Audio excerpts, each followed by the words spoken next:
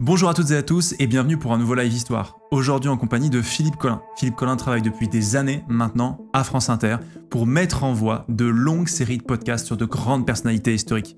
Léon Blum, Philippe Pétain, Napoléon, Cléopâtre, Madame du Barry ou encore Simone de Beauvoir. Si aujourd'hui j'ai eu la chance de le recevoir, c'est pour évoquer sa nouvelle série, Les Résistantes. 5 destins bouleversés par la guerre. 5 destins qui racontent la résistance au féminin, mais plus largement la résistance en France. 5 destins pour raconter les spécificités de la résistance féminine. J'espère que cet entretien va vous plaire. N'hésitez pas à vous abonner, à liker la vidéo et bien sûr à aller découvrir ces 10 épisodes sur le site de France Inter. Bon visionnage. Ravi de vous retrouver aujourd'hui, je suis très content de vous retrouver pour ce Live Histoire. Bonjour tout le monde, bonjour Célesto, bonjour Calo, bonjour Civelle. Il y a la modération qui est déjà là avec Toulouse, j'ai vu qu'il y avait Gacha aussi qui était dans le coin. J'espère que vous allez bien, j'espère que vous avez passé une bonne journée. Oh la stache, oui j'ai vu, j'ai laissé pousser la moustache. Bon voilà, on y est. Voilà, écoutez, c'est l'hiver. Est-ce qu'elle passera les fêtes cette moustache? Je ne sais pas encore. On joue les prolongations du Movember et écoutez cette moustache, je l'apprécie plutôt. Merci beaucoup The True Crazy Man, merci pour le Prime bien sûr. Bienvenue à toutes et tous en tout cas. Comme je le disais, je suis ravi de vous retrouver pour ce Live Histoire, un Live Histoire particulier puisque on va parler. On avait beaucoup parlé sur la chaîne, vous savez, des différentes séries de podcasts, notamment sur Léon Blum, sur Philippe Pétain. Et il y a une nouvelle série de podcasts de ce type-là qui va sortir. Et j'ai le plaisir d'accueillir son créateur, en tout cas celui qui donne sa voix, qui prête sa voix pour ces documentaires, puisqu'il s'agit de Philippe Collin. Bonjour Philippe. Bonsoir Rive. Ça va? Bonsoir à tous. Ouais, ça va super. Je suis très très heureux d'être là ce soir avec toi. Non mais franchement, je suis ravi que tu sois là, Philippe, parce que en vrai sur la chaîne, on en a beaucoup parlé de ces séries. Bah, merci. On a beaucoup échangé. Je les ai souvent conseillés. Vous pouvez être témoin dans le chat, hein, s'il vous plaît. Dites-le dans le chat, bien sûr. On en a souvent parlé. On a souvent échangé à ce sujet et pouvoir t'avoir quand on m'a contacté en me disant est-ce que ça te dirait d'avoir Philippe parce qu'on sort une nouvelle série. La podcast, je dis mais évidemment avec plaisir, envie de discuter. Et en plus de ça, je t'en dois une puisque on en a parlé.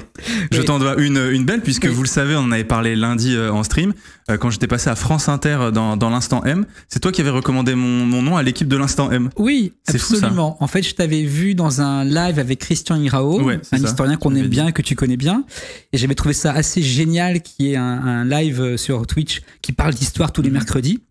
Et j'avais dit à Sonia De Villers, bah écoute, tu devrais regarder un peu qui est ce mec, et parce qu'il fait des trucs super, et donc elle t'avait invité, et voilà, c'était. Mais tu sais que c'était vraiment un excellent moment parce que ça avait été bien travaillé, bien bossé, et du coup, quand t'es un invité, des fois qui vient d'internet dans des médias traditionnels, t'as un petit peu peur, tu sais, d'avoir ce truc-là de on l'invite histoire de. Entre guillemets juste histoire d'eux, mais non, il y avait vraiment un vrai travail, ça avait été un vrai bon moment. Elle a une très bonne équipe et notamment il y a Redouane Tella qui bosse avec elle, qui est un mec qui est très fin et qui travaille beaucoup. Ils sont très forts en fait. Voilà. Ok, bah écoute, non franchement je suis ravi que tu sois là. Alors sachez évidemment dans le chat que vous avez, si jamais des gens se posent la question quand ils arrivent sur le live, il y a les commandes !invité pour présenter évidemment Philippe, !LH pour Live Histoire qui vous résume le sujet dont nous allons parler. Et !podcast si vous voulez retrouver justement la série de podcasts Les Résistantes, donc qui est cette nouvelle série qui est sortie aujourd'hui d'ailleurs. Oui. Donc franchement c'est super chouette que tu sois là le jour de la sortie. Ouais. Et donc pour rapidement réexpliquer ce que c'est que ces séries de podcasts, c'est des séries de podcasts qui c'est plusieurs heures où on raconte l'histoire d'un grand personnage ou d'une grande personnalité de l'histoire. Il y a eu donc sur Léon Blum, comme je disais, il y a le bouquin qui est juste au-dessus. Voilà. Sur Philippe Pétain, il y en avait eu aussi sur Cléopâtre, sur Napoléon. Et vous donnez en plus cette parole aux historiens sur 10 heures de podcast, c'est quand même fou. Oui, c'est fou. Mais tu viens de dire un truc très important, c'est que c'est vrai que le cœur de ce projet, c'est de donner la parole aux historiens et aux historiennes.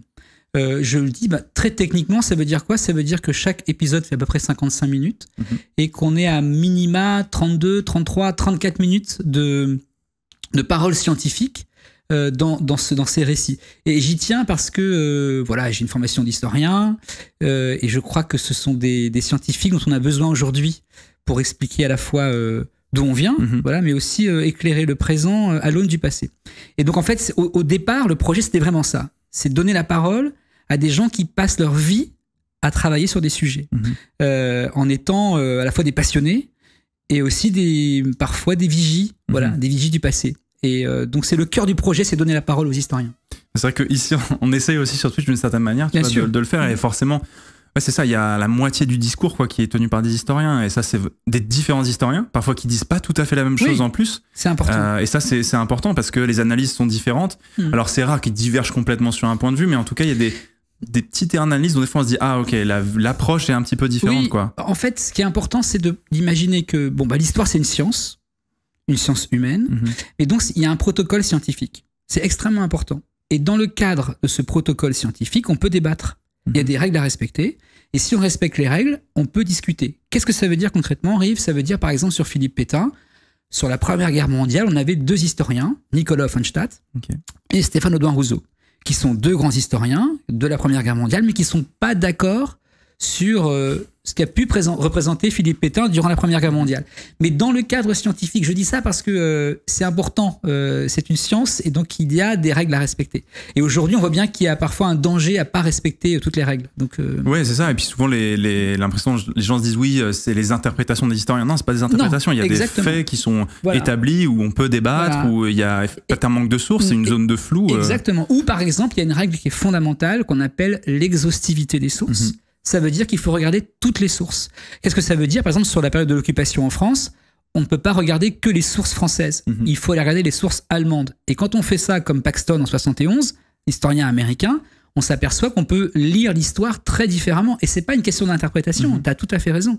C'est que les sources, dans leur exhaustivité, donc dans leur entièreté, donnent souvent un panorama qui est très différent de la situation qu'on peut voir seulement par la lorgnette d'une des sources. Voilà, c'est très important. Oui, c'est ça. Par exemple, il y a l'un des débats dont on parle souvent sur la chaîne, par exemple, c'est les femmes vikings, tu vois. Les femmes vikings, on a 2 exemples dans l'histoire, 2 sources de femmes vikings. Il y a la fameuse tombe de Birka, où on voit une femme dans une tombe, alors elle est richement décorée, il y a des épées potentiellement. Est-ce qu'elle est combattante ou est-ce qu'elle est chef? Et il y a une deuxième source byzantine qui parle d'une femme retrouvée sur un champ de bataille dans une bataille viking. Et les gens disent, est-ce que du coup il y a eu des femmes vikings qui se sont battues pendant les raids? Et les historiens disent, en fait, on ne peut pas le dire, il n'y a pas assez de sources qui nous le disent. Et les gens disent souvent, parce qu'il n'y a pas de source qu'on ne peut pas le dire alors. Bah oui, c'est exactement ça. C'est parce qu'il n'y a pas de source qu'on peut pas le dire. On va pas dire, on va pas inventer quelque chose en mode, s'il y a pas de preuve, on va pas le dire. Oui, s'il y a pas de preuve, l'historien ne peut pas le dire. C'est un protocole scientifique et il faut le respecter parce que c'est le fondement de cette science humaine qui est aussi fragile. C'est pour ça qu'il faut la protéger. C'est une science fragile, donc il faut bien faire attention à respecter les règles. Parce qu'après, sinon, effectivement, on peut raconter n'importe quoi. Et jusqu'à, par exemple, dire que Philippe Pétain aurait sauvé des Juifs français. Oui, c'est ça. Par exemple. Oui, c'est ça, exactement. Et ce qui est intéressant dans tes documentaires, c'est que souvent, ils répondent aussi à des questionnements d'aujourd'hui, tu vois. C'est vrai que quand Philippe Pétain est sorti, quelques mois auparavant, Éric Zemmour reparlait justement lui affirmait que sur les plateaux télé, à qui voulait bien l'entendre, que Philippe Pétain avait sauvé les juifs français. Et donc il y a aussi cette volonté là de coller l'actualité, en tout cas de faire écho de l'actualité quelques mois après, le temps que les podcasts. Et tu vois, je dis que c'est une matière fragile parce que, par exemple, j'ai fait une maîtrise d'histoire, entre autres, et j'ai soutenu mon mémoire en 97. C'est sur quoi ce mémoire? C'était sur l'épuration des collaborateurs à la Libération. Ah d'accord. D'accord. Et au même moment, il y avait le procès de Maurice Papon. D'accord. Donc, qui est un fonctionnaire français qui a donc collaboré avec l'occupant nazi et qui était donc à la préfecture de Bordeaux. Et en fait, c'était important parce qu'à l'époque, c'était un peu réglé cette affaire, Rive, parce qu'il y avait eu un procès et on avait dit qu'en effet, le régime de Vichy avait participé à la déportation des Juifs de France durant l'occupation. C'était un peu figé, enfin pas figé, c'était réglé en fait, entre guillemets. Et puis, 25 ans plus tard, voilà que des hommes politiques, certains scientifiques, viennent dire, en fait, c'est plus compliqué que ça, Philippe Pétain n'a donné que les Juifs étrangers, il a protégé les Juifs français. À nouveau, cette fameuse théorie du glaive et du bouclier, Pétain étant le bouclier qui protégerait la France, etc. Or, quand on regarde les sources, encore une fois, on s'aperçoit que tout ça est faux. Quand on dit qu'il y a eu moins de Juifs français déportés que d'étrangers, notamment par rapport à d'autres pays d'Europe, par exemple, ça s'explique, il y a des raisons à ça. Il y a notamment l'Église catholique qui va tout d'un coup se manifester à partir de 1942 et mettre un peu de pression sur Philippe Pétain, par exemple. Il y a aussi l'entraide nationale. Bien sûr. On commence et on voit bien qu'on peut plus peut-être aider des gens qu'on connaît qu'on ne connaît pas. Donc il y a une entraide qui se met en place et on commence à aider le voisin juif. Et puis il y a aussi la géographie, par exemple. On est un grand pays avec beaucoup de frontières. Il est assez facile de passer par les Pyrénées, par les Alpes en Suisse. Donc il y a plein d'éléments tout à fait documenté, qui explique pourquoi les juifs français s'en sont mieux sortis que des juifs étrangers en France, mais rien à voir avec Philippe Pétain. Il faut être très clair. Donc vous voyez, c'est un enjeu politique qui est extrêmement important. C'est-à-dire que l'histoire devient source d'enjeux mémoriels dans un monde très compliqué aujourd'hui. Donc l'histoire a vraiment un rôle très important. Ouais, et puis alors sache que les gens dans le chat sont en mode la voix de ça me fait plaisir, ça me fait plaisir. C'est dingue, incroyable, il est tellement passionnant, ça me fait plaisir, ça me fait plaisir. Là, bonjour. Merci. En tout cas, bonjour à tous ceux qui arrivent, évidemment. Bonjour à Gilda Joyanogodi aussi qui est arrivé. Si vous avez des questions, évidemment, à Philippe, là on parle un peu de ces séries de podcasts pour qu'on puisse un peu comprendre quel est l'objectif aussi derrière, parce que vous avez Deezer et par contre c'est France Inter qui du coup les produit, mais c'est qu'un podcast, ça passe jamais ça passe pas forcément à la radio. Alors en fait il y a deux vies. Il y a une première vie numérique qu'on appelle podcast natif, voilà, donc ça c'est toujours la primeur pour le podcast, mais ensuite soyons très clairs, ça coûte très cher tout ça, donc il y a aussi des économies à mettre en place. Donc il y a une seconde vie des podcasts et en général on les diffuse à la saison suivante à l'été. Donc c'est des podcasts qui sont diffusés tout l'été en quotidienne, en grille d'été. Et depuis cette rentrée, on est même diffusé le week-end, le dimanche à 15h. Donc il y a plusieurs vies, il y a une sorte de vie multiple de ces objets sonores. Est-ce que tu sais à peu près, parce que c'est vrai que autant sur une vidéo YouTube ou sur un live, on peut savoir quasiment en direct combien on est. Est-ce que sur les podcasts c'est toujours un peu plus opaque? Est-ce que tu sais combien de gens ont écouté ces podcasts? Alors c'est pas complètement opaque, parce que ce qui est intéressant, c'est qu'un podcast c'est à la fois un clic que tu télécharges et puis c'est un play que tu lis. Donc en fait tu peux très bien savoir. Et aujourd'hui Radio France me communique des chiffres sur l'ensemble des séries. On est à 15 millions d'écoutes. Ah ouais. Ce qui est vraiment génial. Enfin, nous, on est très heureux de ce chiffre, quoi. 15 millions d'écoutes, t'imagines, en laissant la parole à des savants, à des. Tu vois, sur des longues séries. Très longues séries où tout d'un coup, les gens se disent bon, ok, je me tape 10 heures de Philippe Pétain, d'analyse sur Philippe Pétain. Je trouve ça assez fou. Assez rassurant aussi, et ça donne grande confiance aussi en un public qui du coup se dit je vais y aller et je vais m'emparer de ce sujet et j'espère sortir plus intelligent, peut-être en tous les cas plus informé et peut-être même mieux armé, Rive. Peut-être que c'est aussi une manière d'avoir des outils pour se défendre dans des débats, face à des manipulations de l'histoire. Voilà. Donc peut-être mieux armé quand on sort d'un podcast de 8 ou 10 heures. Ouais, notamment sur Jean-Marie Le Pen, vous avez fait une série documentaire. J'avais été très surpris quand j'avais vu le documentaire sur Jean-Marie Le Pen, sur cette série, parce que Jean-Marie Le Pen, c'est très actuel, mais ça parle aussi finalement de la guerre d'Algérie qui est encore très prégnante dans les esprits. Ce que je dis souvent en live, c'est que la guerre d'Algérie, c'est l'une des dernières matières chaudes de l'histoire de France, puisqu'il y a des témoins directs, beaucoup de mémoires qui s'affrontent entre les harkis, les révolutionnaires algériens, entre les Français aussi qui ont combattu là-bas, les pieds noirs. Enfin, il y a plein de mémoires encore qui rentrent en collision. Et donc, c'est vrai que pouvoir parler aussi. Et après, c'était une grande histoire de la droite en France, quoi, aussi. Oui. Et ce qui était troublant, c'est que, si tu veux, on l'a presque conçu comme une saison 2 par rapport à Philippe Pétain. C'est-à-dire qu'on s'est aperçu. Tu sais que ça m'étonne pas parce que tu me dis ça, parce que j'étais en mode c'est marrant, ça s'enchaîne plutôt bien ces deux histoires de ces deux personnages. Oui, parce qu'en fait on s'est aperçu qu'il y avait une sorte de, j'allais dire un mot un peu compliqué par rapport à cette situation de filiation, mais vous voyez c'est pas évident parce que c'est sulfureux tout ça, mais en tout cas il y a une traçabilité. Tu cherches déjà la. Oui, non, je passe. Mais il y a une deuxième polémique. Voilà. Mais il y a une traçabilité, c'est-à-dire qu'il y a ce qu'on appelle le national. Cette fois-ci, j'espère que c'est pour de bon. Ouais, très bien. Et encore une fois, excusez-nous, on profitait pour parler justement de cette série de podcasts, de Jean-Marie cette série sur Jean-Marie Le Pen. Et vous êtes là, merveilleux, super. Vous pouvez dire aux gens qui sont partis de revenir, bien sûr. Oui. Les gens disent dans le chat, c'est bon, ils sont de retour. Nous sommes là. Mais d'ailleurs, moi, j'avoue que on regarde beaucoup de documentaires sur la chaîne. Moi, j'en ai fait quelques-uns aussi sur ma chaîne YouTube. Oui. Comment ça se passe? Moi, ça m'intrigue quand même, et je pense que certaines personnes dans le chat aussi. Le processus d'écriture, comment ça se passe? Parce que tu travailles vraiment en équipe, il y a du monde qui travaille autour de toi pour la production de ces podcasts. Oui, je suis pas tout seul du tout, Rive. On est vraiment assez nombreux. Alors, il y a plusieurs étapes, mais surtout, il y a deux pôles dans l'équipe. Il y a un pôle, on va dire, éditorial, qui donc prépare les séries en amont. Et qui font, on va dire, un travail qui correspondrait à un étudiant en master d'histoire, par exemple. Ça veut dire une bibliographie, faire des fiches. et puis commencer à imaginer le casting des historiens. Donc il y a toute une équipe éditoriale. Ça va être trop intéressant de voir travailler. C'est passionnant. Donc il y a Irène Menahem par exemple qui travaille avec nous et qui s'occupe évidemment de superviser un peu ce pôle éditorial. Avec une documentaliste, un documentaliste sonore qui est Frédéric Martin. Je les cite parce que je les aime beaucoup tous. Voilà. Donc il y a toute un moment qui précède évidemment l'écriture et la mise en place de la production, qui consiste à accumuler la matière et à définir ce qu'on va raconter et commencer à établir un plan, comme une dissertation. En fait, c'est comme une dissertation. Un plan. On fait un plan de 10 épisodes. Voilà, c'est exactement ça.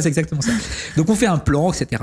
Et il y a un deuxième pôle qui est important, qui est un pôle, on va dire, artistique, pour faire vite, là, qui est composé par des experts, on va dire, en radio. Et notamment, il y a deux femmes qui travaillent avec moi, qui sont Violaine Ballet, qui est une des metteuses en ondes de Radio France et de France Inter, et Juliette Medevielle. Donc, ils sont deux profils assez intéressants, puisque c'est à la fois des femmes qui ont fait des parcours artistiques. Violaine a fait les Beaux-Arts de Montpellier, par exemple, et Juliette a fait l'École du Louvre à Paris. Et c'est important parce qu'elles ont un rapport vraiment à la fois artistique et artisanal à la matière. Et je dis ça parce que l'enjeu de ces récits que l'on produit pour France Inter, c'est à la fois de faire passer une parole savante, celle des historiens, bien sûr, mais en essayant d'intégrer ces paroles dans un grand récit, une grande épopée, mais aussi en faisant naître des émotions. Et là, l'enjeu, il est difficile, Rive, parce que l'histoire, et elle a raison, n'aime pas les émotions. Elle doit se tenir loin de l'émotion parce qu'elle doit être calme, elle doit être dépassionnée. On peut avoir la passion pour l'histoire, mais quand on fait de la recherche, on n'est pas là pour faire vivre des émotions, ni pour se projeter dans les émotions des personnages qu'on sonde. Mais nous, on fait un récit qui se veut populaire, donc on cherche à créer des émotions. Et donc tout l'enjeu est de trouver le bon dosage entre, en effet, une parole qui est sérieuse et de créer avec Violaine et Juliette des univers sonores qui peuvent tendre vers la fiction, donc qui peuvent tendre vers une émotion, de recréer des univers sonores qui viennent accompagner ma voix ou les archives ou les paroles des historiennes. Mais ce qui est important, par exemple, dans ces récits, c'est que faut prêter oreille à ça, mais quand les historiens s'expriment, on les dépouille de tout habillage. C'est-à-dire qu'on laisse très souvent, pas tout le temps, mais très souvent la parole à blanc, comme on dit. À blanc, ça veut dire sans habillage, sans rien. Parce qu'on laisse la parole s'exprimer. Tout le reste est habillé et recréé par Violaine et Juliette. Et c'est important parce que c'est toujours une sorte de deal qu'on a entre ces deux pôles, éditorial et artistique. Et il faut trouver le bon équilibre. Et c'est ça qui est difficile, y compris dans l'écriture. Jusqu'où on va pas trop loin. Oui, c'est ça. Jusqu'où on écrit, on reste à la fois dans une forme de journaliste. C'est un numéro d'équilibriste c'est ça, vraiment pas simple. Exactement. Mais c'est après, que vous ayez en équipe pour avoir le retour de chacun, d'autres qui sont experts en histoire, d'autres qui sont vraiment dans le côté artistique. Complètement. Du coup, chacun est un peu garde-fou de l'autre en mode là, ça va être trop compliqué. Là, on sort de la vérité historique, donc il faut qu'on trouve ce bon truc. Par exemple, tu vois, on a recours à des archives, à la fois authentiques, des archives de l'INA, et parfois on a recours à de la fiction, à des extraits de fiction. Et on est extrêmement vigilant pour s'assurer que quand on prend de la fiction, ce soit juste soit une atmosphère, soit s'il y a des paroles prononcées, qu'elles ne soient pas ni anachroniques, ni totalement ineptes. Oui, voilà. Et donc le dosage est toujours très compliqué parce que c'est important de rester dans le forme de véracité historique. Donc c'est un équilibre très subtil. Mais en même temps, c'est passionnant. Et j'ajoute que les gens avec qui je travaille sont effectivement très experts dans leur matière. Voilà. J'ai beaucoup de chance, je suis très bien entouré, c'est ça que je veux dire. Ouais, voilà. C'est ça, exactement. Sans parti pris, en somme. Alors le parti pris, dans l'histoire, il existe un peu toujours, rien que dans le sujet qu'on va traiter, et dans les historiens, mais le fait qu'il y ait plusieurs historiens, je trouve que ça permet de créer, de niveler, on va dire le récit, avec certains qui sont plus spécialistes que d'autres sur certains aspects d'un même sujet. Parce que comme vous l'imaginez, quand vous traitez de Philippe Pétain, vous pouvez traiter, il y a plein de facettes pour traiter un même sujet, donc c'est important d'avoir cette pluralité des historiens, quoi. Sur ce sujet. Et on y passe beaucoup de temps, Rive, parce que en fait, le casting, il est extrêmement important, et parce que en histoire, il y a donc un protocole scientifique qu'on évoquait tout à l'heure, mais il y a aussi entre guillemets des chapelles. Il y a des manières de faire de l'histoire, etc. Donc voilà, et il y a donc différents points de vue. Et on fait bien attention avec Irène Menahem et avec l'équipe. En général, ils sont 12. 12 historiens, historiennes, parfois 14, entre 12 et 14. Et on fait bien attention, quand on choisit les historiens, que toutes les chapelles soient représentées. Pour faire très vite, ça veut dire qu'on a des historiens plutôt marqués à gauche et plutôt marqués à droite, pour faire un peu un résumé un peu caricatural. Mais du coup, on offre la parole à toutes ces chapelles, ce qui fait qu'on espère avoir une forme de pluralité qui va tendre vers une forme de, pas d'honnêteté, parce que c'est pas le mot, mais en tout cas vers une forme d'authenticité des différents discours. Des différents discours qui se valent les uns les autres, juste il faut les confronter. Ouais, il faut les confronter. Non mais 14 c'est dingue, ouais, non mais c'est fou. Hein. On a déjà pensé à un format Twitch. Les gens Petit Pauvre pose la question dans le chat. Eh ben j'adorerais. En fait, là, faut que tu fasses en direct. Non, mais c'est parfois, on y réfléchit avec l'équipe. On se dit, tiens, qu'est-ce qu'on pourrait faire sur Twitch qui pourrait faire une sorte de déclinaison de ce qu'on fait en podcast? Est-ce qu'on pourrait pas inviter les historiens comme ça, comme chez toi ce soir, et discuter avec eux après le podcast, que par exemple comment on dit, les Twitchers, les streamers, les viewers, c'est les spectateurs. Les viewers, voilà, les viewers, ils puissent poser des questions. Ouais. Ce serait super qu'ils puissent poser des questions aux historiens sur ce qu'ils n'ont pas compris, ou ils ne sont pas d'accord. Donc on y réfléchit. Pour l'instant, on n'a pas vraiment trouvé la solution, mais on y réfléchit. Ouais, c'est pas simple. Après, c'est des formats particuliers, mais en tout cas, je suis vraiment content que tu sois ici pour qu'on en parle aussi, qu'on parle de ton travail et qu'on parle de cette nouvelle série de podcasts qui est sortie. On va en écouter quelques extraits au fur et à mesure de l'émission pour que vous puissiez justement rendre un petit peu compte du travail que vous avez fait, mais peut-être d'abord le sujet que vous avez choisi pour cette nouvelle série, 10 épisodes, que vous avez appelé les résistantes, 5 destins de femmes résistantes. Pourquoi ce sujet? Alors, pourquoi ce sujet? D'abord, tous les podcasts précédents, c'était ce qu'on appelle des monographies. Tout à fait. Ça veut dire, voilà, on suivait la vie d'une personne. Et là, en effet, c'est 5 destins. Et comment ça nous est venu? C'est qu'en fait, pour la série sur Simone de Beauvoir, j'ai interviewé Michel Perrault, qui est une grande historienne française, qui a 94 ans et qui est une personne incroyable, et qui m'a dit, mais tu sais Philippe, si tu veux peut-être renouveler un tout petit peu l'exercice, c'est que tu devrais prendre un sujet auquel tu tiens, ou un sujet que tu connais bien, et l'appréhender sous l'angle du genre. C'est-à-dire essayer de voir, à travers la différence des genres, quelle histoire tu peux raconter. Et je me suis dit, bon, j'ai un intérêt très prononcé pour la Seconde Guerre mondiale. Je connais assez mal les résistantes. Et l'idée n'était pas de faire une galerie de portraits, justement, mais de suivre le conseil de Michel Perrault et de dire, essayons de raconter à travers 5 femmes résistantes les spécificités féminines par rapport aux hommes et par rapport à la société des résistantes en France sous l'occupation. Et c'est très différent. Parce que quand on prend cet angle-là, et c'est ça qui est passionnant, et je remercie Michel Perrault au passage, tout d'un coup, on découvre plein de choses nouvelles qu'on n'a pas forcément traitées ou pas assez traitées. Des historiennes et des historiens se sont occupés de ça. Mais c'était pas assez, je trouve, traité dans des vulgarisations qu'on peut faire toi et moi, par exemple, tu vois. Et je me suis dit, tiens, ça, je tiens quelque chose. Et je me suis dit, en regardant le dossier, je me suis dit, ah, là, on va raconter des choses qui sont assez méconnues et qui sont passionnantes et qui racontent la société française de l'époque et celle d'aujourd'hui aussi, en fin de compte. Oui, et puis... tu vois, ce qui était intéressant, c'est que l'idée, c'est de parler des spécificités de la résistance féminine, parce que c'est pas la même. Et en fait, dans cette série documentaire, vous expliquez bien certains aspects. Et moi, je suis arrivé au 8e épisode. Ce qui est beaucoup déjà. Ce qui est beaucoup. J'ai bien avancé. J'ai pas de le cacher.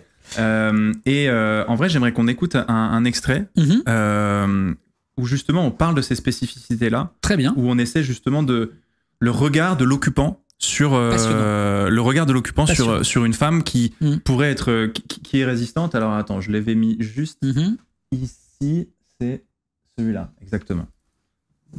Les femmes sont parfois moins arrêtées parce qu'elles bénéficient d'un présupposé d'innocence.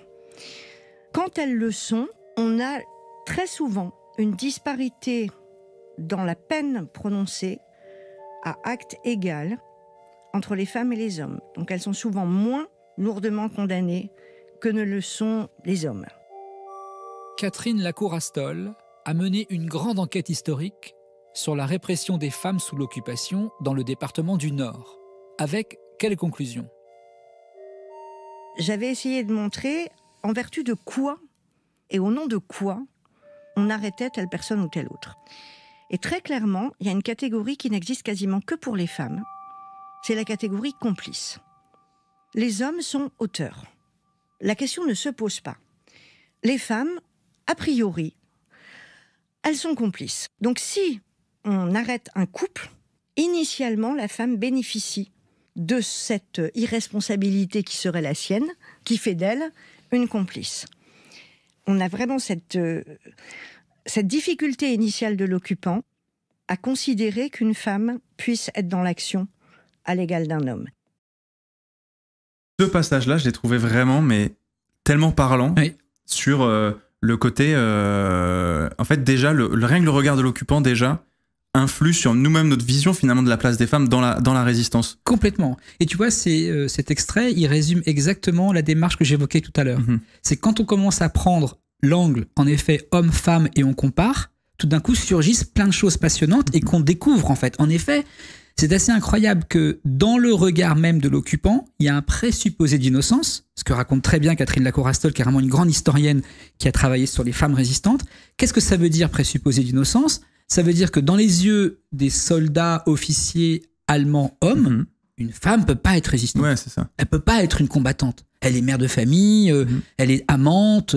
Bon, voilà, elle peut pas poser une bombe. Donc, même quand elle est arrêtée, on se dit non, mais il y a un présupposé d'innocence. Elle est complice. Elle est entraînée par son mari. Elle peut pas décider seule. Elle est forcément sous la coupe de son mari. Donc, elle est moins pénalisée, moins lourdement condamnée. En revanche, Rive, ce qui est très important d'entendre, c'est que quand l'occupant a la preuve que cette femme face à eux a vraiment été responsable des actes de résistance qu'elle a commis, elle est autant condamnée et lourdement condamnée que les hommes. C'est-à-dire que quand tout d'un coup, cette femme qu'on a crue innocente pour les raisons qu'on a évoquées devient réellement responsable de ces faits, elle devient ennemie autant que les hommes aux yeux de l'occupant, avec les mêmes peines. Ça veut dire torture, condamnation à mort, etc., déportation, etc., etc. Donc, dans un premier temps, il y a un présupposé d'innocence, mais ensuite, résistant, résistante, même combat. C'est-à-dire qu'une fois qu'on est identifié comme tel, il n'y a plus de présupposé d'innocence. On est aussi lourdement condamné. Et ça, c'est important de le dire. Mais en fait, c'est juste cet extrait-là, je voulais le mettre au début pour que les gens puissent justement comprendre les spécificités. Et même ce que tu disais tout à l'heure, c'était hyper intéressant sur le fait que ce soit des mères de famille. Elles le sont. Mais du coup, ce qui rend unique justement leur engagement, parce que vous le dites dans le podcast et c'est super intéressant, en fait, celle qui ouvre la porte, comme les maris sont partis, celle qui ouvre la porte aux résistants ou qui ouvre la porte aux parachutistes anglais, bah c'est les femmes aussi. Et du coup, c'est elles qui vont accepter ou non de faire rentrer dans leur foyer un juif pourchassé par la Gestapo, un parachutiste anglais qui se trouve là, qui a besoin d'aide de la population. C'est les femmes qui vont tendre la main aussi dans ces hameaux un peu partout en France, quoi. Et là, ce que tu soulèves, c'est une des grandes spécificités, c'est ce qu'on appelle la précocité. Ça veut dire que, tu l'as très justement dit, beaucoup d'hommes sont prisonniers au printemps et à l'été 1940, c'est-à-dire qu'on a à peu près 1 800 000 prisonniers. Ça veut dire que les hommes ont quitté les foyers. Ouais. Et donc, en effet, Rive, les premières qui vont devoir affronter des situations compliquées, ce sont les femmes. Et donc, il y a une précocité de l'engagement féminin dans la résistance, ce qu'on appelle la proto-résistance. Alors, il y a plein de paramètres qu'on pourrait évoquer rapidement, mais en effet, les femmes vont rentrer en résistance avant les hommes. Ouais. Ce qui est inouï. Ça, moi, je ne le savais pas, par exemple. Je l'ignorais. Et je l'ai découvert grâce à Catherine Lacour-Astol et à Claire Andrieux, qui est une autre grande historienne. J'ignorais qu'il y avait une précocité des femmes. Et il y a encore plus que ça. Dans les grands mouvements de résistance qu'on connaît, comme Combat, par exemple, ou le Musée de l'Homme, le réseau du Musée de l'Homme, ce sont des femmes qui sont à l'initiative. Par exemple, Combat, qui est un grand réseau de résistance, un grand mouvement de résistance en France, avec sa tête Henri Freinet, qui est un des grands résistants. Henri Freinet raconte que sans Bertie Albrecht, qui était sa compagne, il aurait peut-être été pétainiste. Parce qu'elle l'a sensibilisé avant-guerre à ce qui se passait en Allemagne. Le Musée de l'Homme, le grand réseau du Musée de l'Homme, mouvement de résistance, c'est Boris Vildé. Tout le monde dit c'est Boris Vildé. Mais il y a Yvonne Audon, qui est la bibliothécaire, qui a sensibilisé Boris Vildé sur ce qui se passait en France. Et donc, quand on regarde vraiment de manière très pointue cette proto-résistance, on s'aperçoit que les femmes sont à l'initiative. Oui. C'est incroyable. Et autre chose qui est intéressante, c'est qu'elles sont à l'initiative, Rive, mais quand les mouvements se structurent, quand tout d'un coup on remet des hiérarchies en place, tout d'un coup rejoue l'ordre patriarcal. C'est-à-dire que les femmes sont à l'initiative, mais elles vont disparaître des organigrammes. Une fois l'organisation mise en place. Voilà, c'est-à-dire que tout d'un coup, la société rejoue l'ordre patriarcal, le chef de famille, c'est l'homme, donc le chef du réseau ou du mouvement, c'est l'homme. Et donc elles vont très vite disparaître les mouvements de direction des mouvements de résistance. Donc c'est vraiment intéressant parce que cette précocité-là, et il y a aussi une spontanéité, ça c'est intéressant, parce qu'il faut savoir que les femmes sont hors du jeu politique, hein, elles n'ont pas le droit de vote en France. Donc elles ne sont pas dans les syndicats, elles ne sont pas dans les partis politiques, il n'y a pas de mot d'ordre pour résister. Mais les femmes, spontanément, comme un réflexe en fait, vont très vite résister. Pour quelle raison ? Les femmes sont assignées socialement à être femmes au foyer. Hein, c'est 90% de la situation féminine en France avant la Seconde Guerre mondiale. On est femmes au foyer. Eh bien, pour des raisons presque morales, elles vont considérer que c'est injuste. Par exemple, mon gamin n'a pas assez à manger, c'est injuste. Les récoltes de mon mari partent pour moitié en Allemagne, c'est injuste. Et donc, dans ce registre-là de moralité d'injustice, les femmes vont très vite se dire non, ce n'est pas possible. Il faut faire quelque chose, ce n'est pas possible. Alors que les hommes qui sont intégrés dans des réseaux sociaux, entre guillemets, même politiques aussi des fois, exactement, vont se dire attention, si j'entends, que va penser mon patron si je deviens résistant, je suis intégré à des chaînes qui me dépassent. Puis je suis communiste, est-ce que j'attends parce que ça se passe bien, il y a une alliance entre communistes et Allemagne nazie à ce moment-là au début de la guerre. Tu vois, c'est vachement intéressant, j'y avais pas du tout pensé. Et ça, vous voyez, c'était à travers ces 5 femmes-là qu'on a choisi. C'est ce qu'on raconte, c'est-à-dire quelles sont les spécificités féminines, et c'est pour le coup, c'est vraiment passionnant. C'est passionnant. Non, franchement, c'est et les spécificités. Et d'ailleurs, ces spécificités-là, elles sont bien représentées aussi individuellement, parce qu'évidemment, l'idée c'est pas de créer une sorte d'image type en fait de la résistante et de dire voilà, les résistantes étaient comme ça. En fait, vous avez 5 portraits bien différents de personnalités. Connue pour certaines, moins connue pour d'autres, hein, notamment je pense à Geneviève de Gaulle, donc qui est la nièce de Charles de Gaulle, donc qui est une personnalité qui va faire parler, qui fait déjà même parler pendant la Seconde Guerre mondiale. Il y a aussi Simone Mathieu, la fameuse joueuse de tennis qui a un cours désormais à son nom à Roland-Garros. Mais il y a des noms moins connus aussi, comme alors il y a Lucie Aubrac aussi qui est quand même bien connue, Renée Davelli elle était chanteuse aussi, elle qui va résister depuis l'étranger, et ça c'est important de le dire, en Égypte, dans la zone du Levant, Iran, Liban. Exactement. Et c'est des zones que moi j'ai rarement étudiées en fait. Comment est-ce qu'on résiste finalement en dehors de la France, parce qu'on se dit il faut se battre contre l'ennemi intérieur, mais de l'intérieur, mais l'intérieur aussi ça peut être depuis l'extérieur au final. Et il y a aussi Mila Racine, qui elle, j'avais envie qu'on s'intéresse un petit peu plus à son cas, à cette Mila Racine, puisque elle est juive. Elle, avant la guerre, elle est à Moscou. Elle est russe. Elle est russe. Elle vit à Moscou. Elle est issue d'une famille plutôt bourgeoise de Russie. Elle est à Moscou. Elle est à Moscou, oui. Et donc, ce qui fait que elle va avoir un parcours déjà avant-guerre particulier, parce qu'elle sent déjà en URSS une forme d'oppression envers la communauté juive. Absolument, sa famille donc vit à Moscou et va arriver en France en 1928 parce qu'elle fuit en effet un antisémitisme en Russie. Au départ, son père voulait aller vivre en Palestine, mais en fait, pour le projet sioniste, et il y avait des frères et sœurs du père de Mila Racine qui étaient déjà arrivés à Paris.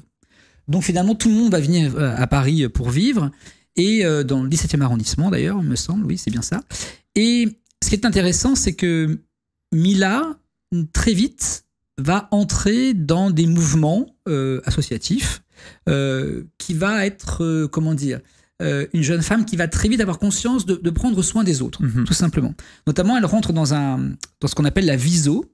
La VISO, c'est un acronyme anglais qui est en fait, en gros, une association de défense des femmes, on va dire sionistes, mais en fait, c'est défendre la place de la femme dans la société juive. Oui. Et en fait, elle va créer une branche mixte de la VISO à Paris pour s'occuper des enfants, etc. Donc, très vite, elle a une sorte... c'est pas vraiment un parcours politique, mais très vite, elle va prendre conscience qu'elle est intégrée à une société et dans un monde en France, de l'entre-deux-guerres, qui est aussi extrêmement violent, notamment à l'égard des Juifs. Il y a déjà un antisémitisme qui est très prégnant dans les années 30, et elle va très vite en prendre conscience. Donc on s'aperçoit qu'il y a 2 choses chez Mila Racine. Je l'appelle Mila maintenant, j'ai passé tellement de temps avec elle qu'on a envie de les appeler par leur prénom, tu vois. Il y a une proximité qui se crée. Exactement. Mais donc Mila, elle a 2 articulations intéressantes. Non seulement elle appartient à des milieux associatifs qui est dans le goût des autres, qui est dans l'altérité, et en même temps, en tant que juive étrangère russe, en France, à Paris, elle s'aperçoit très vite de ce qui se passe, évidemment en Allemagne, mais y compris en France. Il faut se rappeler, par exemple, que Léon Blum, en février 1936, manque de mourir dans un passage à tabac en plein Paris, boulevard Saint-Germain. Ça fait la une des journaux. Hein. Donc quand on est une juive russe à Paris, en famille russe et juive, on sait très bien qu'on peut risquer sa peau. Ouais. Donc il y a 2 articulations qui font qu'elle va être alertée de ce qui peut se passer. D'accord ? Et ça, c'est vraiment important parce que dans l'entre-deux-guerres, elle va être à l'affût des dangers, sans doute. Et quand, évidemment, l'occupation arrive, elle est, comme Geneviève de Gaulle d'ailleurs, hein, c'est un peu la même chose, elle est, pour des raisons différentes, bien sûr, elle est en disposition pour entrer en résistance. Voilà. Et c'est intéressant parce que au-delà du documentaire, ce qui est bien, c'est que vous ne faites pas une histoire de la résistance féminine, vous faites un portrait de ces femmes dans la grande histoire. Et en fait, vous n'omettez pas de réexpliquer à chaque fois d'où viennent les menaces à ce moment-là en Europe. Et donc, notamment, il y a ce passage que je trouve vraiment très intéressant, où vous êtes à Munich et où eh bien, il y a ce côté reportage où vous allez vous parler du putsch de 1922. 1923, pardon. Putsch de 1923, première tentative de putsch d'Hitler et du Parti national-socialiste. Et donc, vous allez directement sur place avec un historien pour essayer de faire vivre aussi un petit peu cette ambiance de manière sonore. Et comme tu parlais du travail justement sonore tout à l'heure, j'aimerais qu'on écoute cet extrait pour que les gens puissent aussi un peu se rendre compte de ce qui peut être fait dans cette série de podcasts. Cependant, dès le lendemain, Hitler ne renonce pas et organise une grande marche nationaliste au cœur de Munich. Et c'est là-bas, à Odeonsplatz, que nous retrouvons Martin Abat et l'historien Thomas Reitel. Donc là, on débouche sur Odeonsplatz. Sur la Feldherrnhalle. Alors les putschistes, ils sont venus en direction de Marienplatz, qui est là. Donc ils venaient de Marienplatz. Marienplatz. Je pense que la police était ici. C'était un barrage de police, aussi avec une mitrailleuse, un canon. Et face au canon de la police bavaroise, Hitler est parvenu à réunir 2000 putschistes. Mais en réalité, le leader du parti nazi est déçu. Pour quelle raison ? Pendant la nuit, les putschistes n'ont pas arrivé de trouver des soutiens nécessaires. Notamment de l'armée et de la police. Et tout ça. Et c'était la dernière solution de faire une marche de propagande. Mais maintenant, la police avait l'ordre de barrer la rue. Tout à coup, un seul coup de feu a été tiré. Et à ce moment, la police a commencé à tirer, mais les putschistes aussi. Et ça a commencé. Une fusillade. Une fusillade très forte. Combien de morts ? 13 putschistes. Un garçon d'un café qui voulait voir, qui était tué aussi. Et la police comptait 4 morts. À cette plaque, vous pouvez lire les noms des agents de police qui sont morts. Friedrich Fink, Nikolaus Hollweg, Max Schobert, Rudolf Schraut. Qu'est-ce qu'il dit à la mémoire ? À la mémoire des membres de la police bavaroise qui ont été tués lors du putsch national-socialiste 9 novembre 1923 à la Feldherrnhalle. Et donc en fait, vous allez sur place pour sentir aussi cette ambiance-là, pour nous faire aussi comprendre bien justement l'enjeu de ce premier putsch, de cette montée justement de ces groupuscules d'extrême droite qui existent en Allemagne pendant les années 30. Et vous mettez tout ça en parallèle de ces destins qui évoluent évidemment, de où est-ce qu'elles se trouvent ces femmes-là à ce moment-là. Et pour Mila Racine, ce qui est intéressant, vous mettez aussi beaucoup en avant le travail des sources. Et pour Mila, le manque de sources, parce qu'il y a des moments où on ne sait pas où elle est, puisque c'est une Française, enfin en tout cas c'est une Russe qui est arrivée en France, mais un peu comme tout à chacun, et ben on n'a pas l'info de tel jour, elle est à tel endroit, quoi. Et c'est vrai que ça, pour les 3 résistantes moins connues, on a dû embaucher 3 historiens. Alors on a fait un travail de documentation au printemps dernier assez colossal, où on a réuni tout ce qu'on pouvait réunir. Donc on a appelé les familles des descendants des 3 résistantes, qui nous ont livré beaucoup de sources. Des correspondances évidemment, mais des notes, des documents officiels, etc. Donc on a amassé beaucoup de sources qu'on a confiées à chacun des historiens qui allaient prendre en charge les récits de Mila Racine, de René Davelli et de Simone Mathieu. Mais en effet, Rive, par exemple, typiquement pour Mila, eh ben, on ne sait pas trop où elle est en 39. Ouais, c'est ça. On n'a pas de traces. Donc on le dit, on ne sait pas où elle est. On sait qu'elle est à Paris quand les Allemands entrent dans Paris le 14 juin 40, mais on ne sait pas où elle est en 39 et en 38 à peine. Donc on ne cache pas qu'on ne sait pas et on raconte l'histoire. Mais ce que tu évoquais sur le contexte, c'est le second conseil de Michel Perrault et j'y tiens parce qu'elle m'a dit ne fais pas une galerie de portraits de femmes. Ça se fait beaucoup. Fais une histoire de comparaison entre les résistants et les résistantes, et intègre les résistantes dans la société de l'époque. Exactement. Intègre ces femmes dans le monde de l'époque, avec le contexte politique de l'époque, le contexte social de l'époque, culturel, économique. Traite-les comme n'importe quel résistant que tu aurais traité de cette manière-là. Donc c'est pour ça qu'on a réfléchi avec l'équipe à la fois raconter les destins, bien sûr, les destins de ces 5 femmes, en les intégrant toujours dans la grande marche de l'histoire. Ouais, c'est ça. Voilà. Et puis il y a des réalités sociales pour chacune de ces actrices qui est différente. C'est-à-dire que on a Mila Racine, issue d'une bourgeoisie juive en Russie. Ouais. On a Simone Mathieu, joueuse de tennis, qui milite aussi pour que les joueuses de tennis soient reconnues comme les joueurs de tennis. Il y a des femmes issues de milieux beaucoup plus modestes aussi. Comme Lucie Aubrac, par exemple. Comme Lucie Aubrac, exactement. Et donc ça permet d'avoir aussi un peu des différentes images de la société française à ce moment-là. Comment est-ce qu'être chrétien, ça peut influencer sur notre manière de voir aussi le nazisme? Parce que quand on est chrétien, il y a ce côté aussi anticlérical du régime nazi qui alerte tout de suite aussi. T'as entièrement raison. Et donc qui inquiète les chrétiens aussi dans ce sens-là.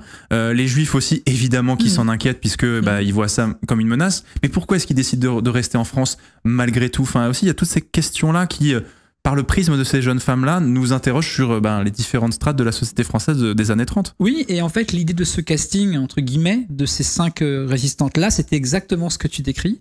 C'est qu'on voulait avoir un miroir de la société française. À la fois un miroir social, donc différentes classes sociales, un miroir politique. Et là, on a une gaulliste, évidemment, mais on a aussi une communiste. Il y a tout un mélange de culture et de rapport à la France. Et ce qu'on voulait aussi faire entendre en creux, à travers ces 5 destins, c'est que ces 5 femmes-là qui ne se ressemblent pas du tout défendent une même idée de la France. Oui, c'est intéressant. Voilà. Et je trouve ça intéressant même dans le monde dans lequel on vit aujourd'hui. C'est-à-dire qu'elles défendent des valeurs de la République française. Voilà. Y compris Mila Racine, qui finalement, malgré son origine russe, va adhérer au projet républicain, va adhérer aux valeurs universelles de la République française. Et je crois que ce qu'on voulait montrer avec l'équipe, c'était ça. C'est qu'on peut être très différent, on peut être français, de cultures différentes, d'origines différentes, mais on peut défendre un projet commun. Voilà. Et contre le régime de Vichy. Et lancez-vous en politique, monsieur Philippe. Ouais, peut-être, je sais pas. Lancez-vous dans la mairie de Brest. Peut-être une place qui va s'ouvrir bientôt. Monsieur Quilandre va peut-être sauter exactement. J'ai eu en cours d'ailleurs, François. Mais non, incroyable. Incroyable. Il y a Adrien Héricourt qui pose une question dans le chat. Est-ce qu'il y avait d'autres dossiers de résistantes que ces 5-là? Bien sûr. Si oui, pourquoi est-ce que vous avez préféré celle-ci? Alors, il y a différentes... évidemment qu'il y avait 200 résistantes possibles. Même bien plus que ça, mais il a fallu qu'on fasse un choix, évidemment. Et donc, on avait plusieurs paramètres. On voulait 2 illustres, 2 personnes un peu connues, parce que c'est aussi important de raconter des gens qu'on connaît. Voilà. Et on a fait donc le choix de Lucie Aubrac et de Geneviève de Gaulle, qui sont à la fois très différentes dans leurs trajets. On évoquait à l'instant ces trajets sociaux ou culturels. Et puis 3 inconnus, parce qu'on voulait aussi dire, voilà, les femmes en résistance, c'est aussi beaucoup de femmes qui ont été invisibilisées, et qui sont importantes à tous les étages. Donc on s'est dit dès le départ qu'on allait prendre majoritairement des inconnus. Voilà. Ensuite, il fallait des liens entre elles. Et par exemple, Geneviève de Gaulle et Mila Racine ont le même âge. Lucie Aubrac et Simone Mathieu ont le même âge. René Davelli est plus âgé. Mais ça crée des liens. Ça crée des liens de génération. Bien sûr. Ça crée des petites filles qui ont le même âge, soit dans les années 30, soit dans les années 20.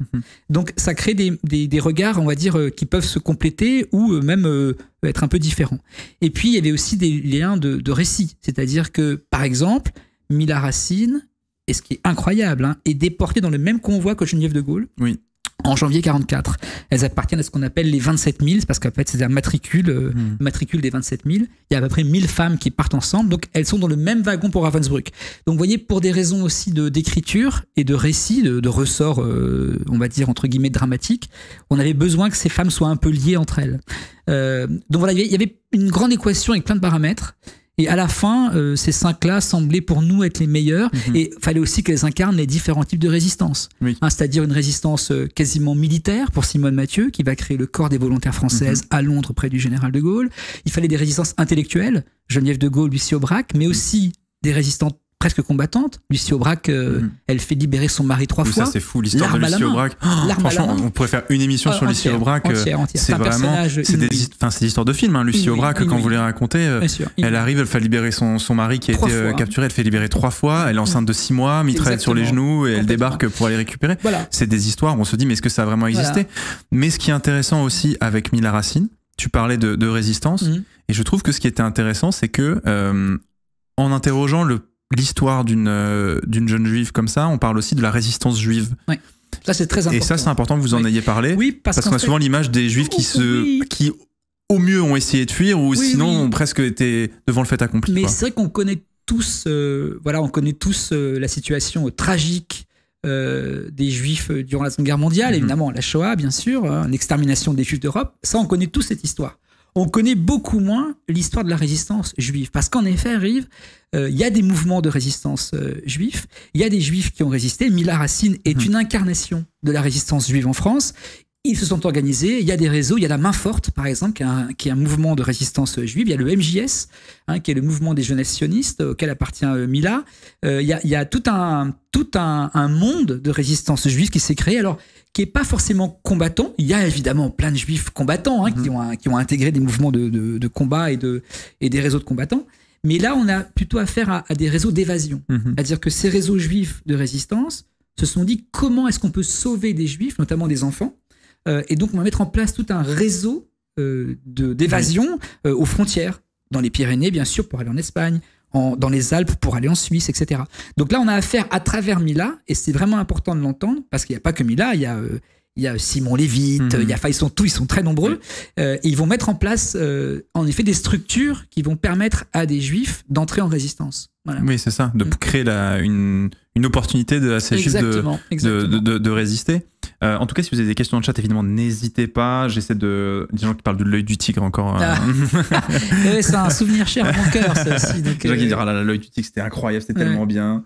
Non, ça aussi. C'est toi qui faisais l'œil du tigre? Je savais pas que c'est toi qui faisais l'œil du tigre aussi. C'est moi. Je l'ignorais. Voilà. Ces 5 femmes, d'ailleurs, il y a Adrien Rico qui repose une question très intéressante. Ces 5 femmes se sont-elles rencontrées entre elles, même après-guerre? Est-ce qu'elles ont eu l'occasion d'échanger? C'est une excellente question. A priori, non. D'accord. Mais il y a des mystères. Par exemple, ce convoi des 27 000 que j'évoquais, entre Mila Racine et Geneviève de Gaulle, il est vraiment intéressant de ce point de vue-là. Parce qu'elles ont le même âge, elles sont ensemble au camp de Compiègne, elles partent ensemble. À Ravensbrück, les Françaises sont regroupées ensemble. Elles sont 950, c'est pas non plus 10 000, c'est beaucoup, mais voilà. Et on peut imaginer qu'elles se sont rencontrées, qu'elles se sont parlées. Mais ça, on l'ignore complètement. Donc, je n'en sais rien. De la même manière, est-ce que Simone Mathieu a croisé Lucie Aubrac à la libération de Paris en août 1944 ? C'est fort possible. Oui. Mais on n'en sait rien. Et moi, j'aime bien laisser un peu cette part de mystère qui appartient à l'inconnu de l'histoire. Mais en effet, peut-être que Mila et Geneviève se sont parlé au bloc 13 du camp de Ravensbrück. Ouais, c'est possible. Voilà. Peut-être qu'il y a eu des échanges à ce moment-là. Exactement, ouais. Mais on ne sait pas, donc on ne peut pas projeter plus que ça. Pour revenir pendant le conflit aussi, ce qui est intéressant, je trouve que c'est dans le parcours de Mila, c'est d'expliquer un peu cette fuite permanente aussi de Mila, c'est-à-dire qu'elle est à Paris, comme on l'explique. Oui. Ensuite, les Allemands arrivent à Paris, donc on part à Toulouse, dans cette zone dite libre, qui est sous la domination du gouvernement de Vichy à ce moment-là. Alors, et vous le précisez bien, quand on est dans cette zone libre-là, c'est pas non plus facile pour les juifs et pour les gens qui y habitent, mais pour les réseaux de résistance, c'est quand même un peu plus simple de se mettre en place. C'est un peu plus souple. On en avait déjà parlé d'ailleurs sur le live, mais les gros réseaux de résistance vont se faire quand même dans cette zone libre-là. Il y en aura plus. Et ensuite, il y a l'opération Torche en Afrique du Nord qui déclenche l'invasion du reste de la France. mais il y a encore ce petit endroit, cette petite bande de terre dans le sud qui est sous domination italienne et les Italiens ne déportent pas les Juifs. Et ça, je savais pas trop pourquoi ils ne l'avaient pas fait. C'était très intéressant de le faire.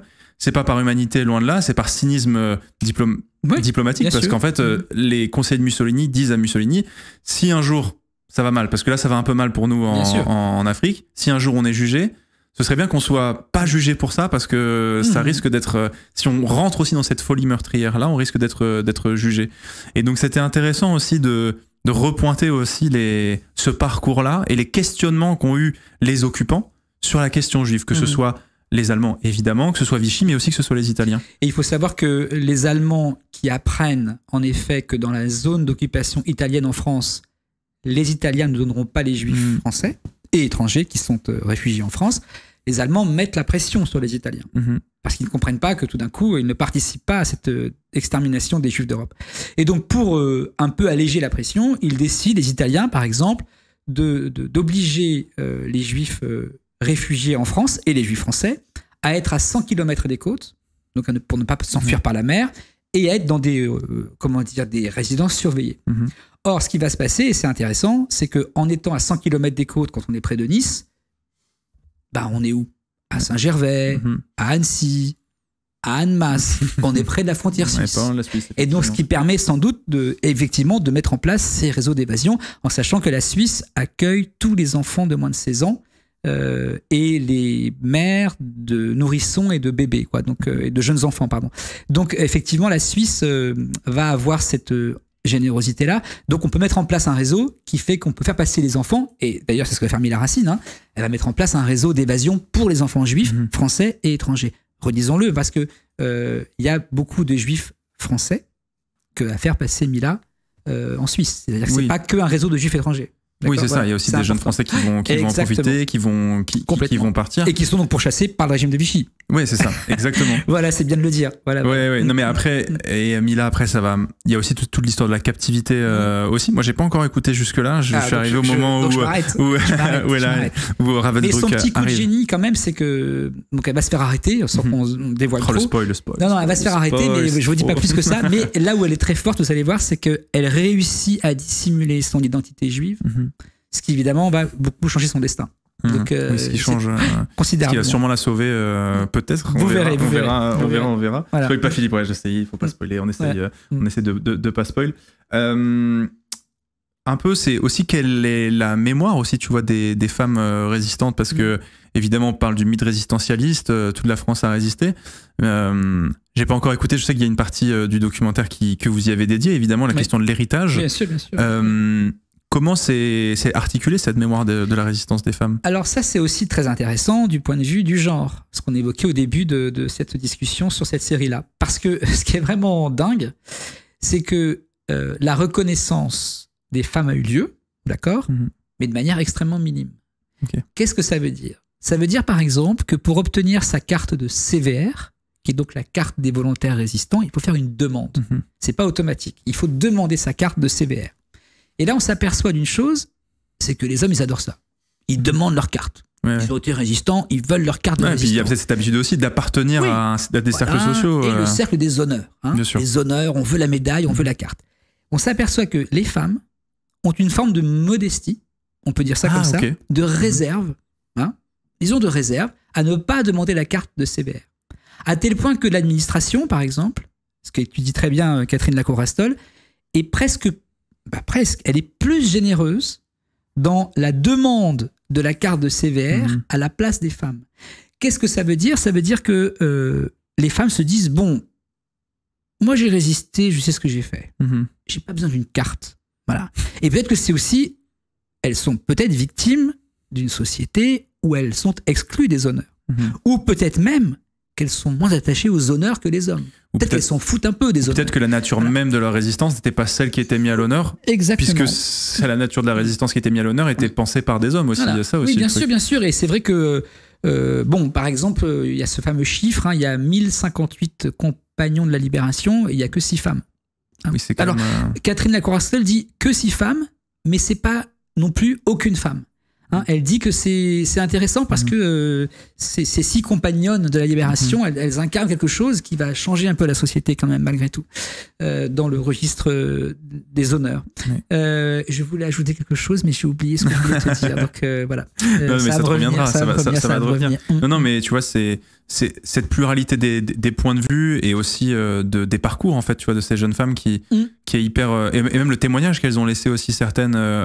parce qu'on a quand même tendu le micro dans les années 90 pour certaines, donc ça a daté un peu, tu vois, des entretiens où quand elles racontent ces histoires-là, tu sens alors de l'émotion aussi, mais des fois en mode oui, bon, on l'a fait, et puis bon, bah il fallait le faire. Enfin, et c'est rigolo parce qu'à un moment donné, dans le jingle, on entend une question à un journaliste, c'est pourquoi vous avez résisté. En tendant le micro à une dame en disant pourquoi vous avez résisté, c'est quoi votre motivation? Il dit bah pour la France. Tu vois, comme si pour sauver son pays. Voilà. Comme si la motivation d'une femme allait être différente que pour un homme, tu vois. Exactement. Pour sauver mon pays, comme d'autres personnes, comme les hommes au final. Exactement. La motivation est d'ailleurs assez similaire. Oui, c'est ça. Quand on regarde les témoignages qu'on a dans les journaux intimes ou dans les lettres, on s'aperçoit qu'il y a en effet ce désir de sauver ce pays. Mais j'insiste, Rive, c'est sauver ce pays dans son héritage. On peut être, c'est du patriotisme, mais qui n'est pas celui de Vichy. C'est important de le dire. C'est un patriotisme qui défend des valeurs, encore une fois, qui sont celles de la République française. Et je dis bien la République puisque Vichy a bien agi rapidement pour liquider la République. Donc on voit que la rupture, elle se crée là.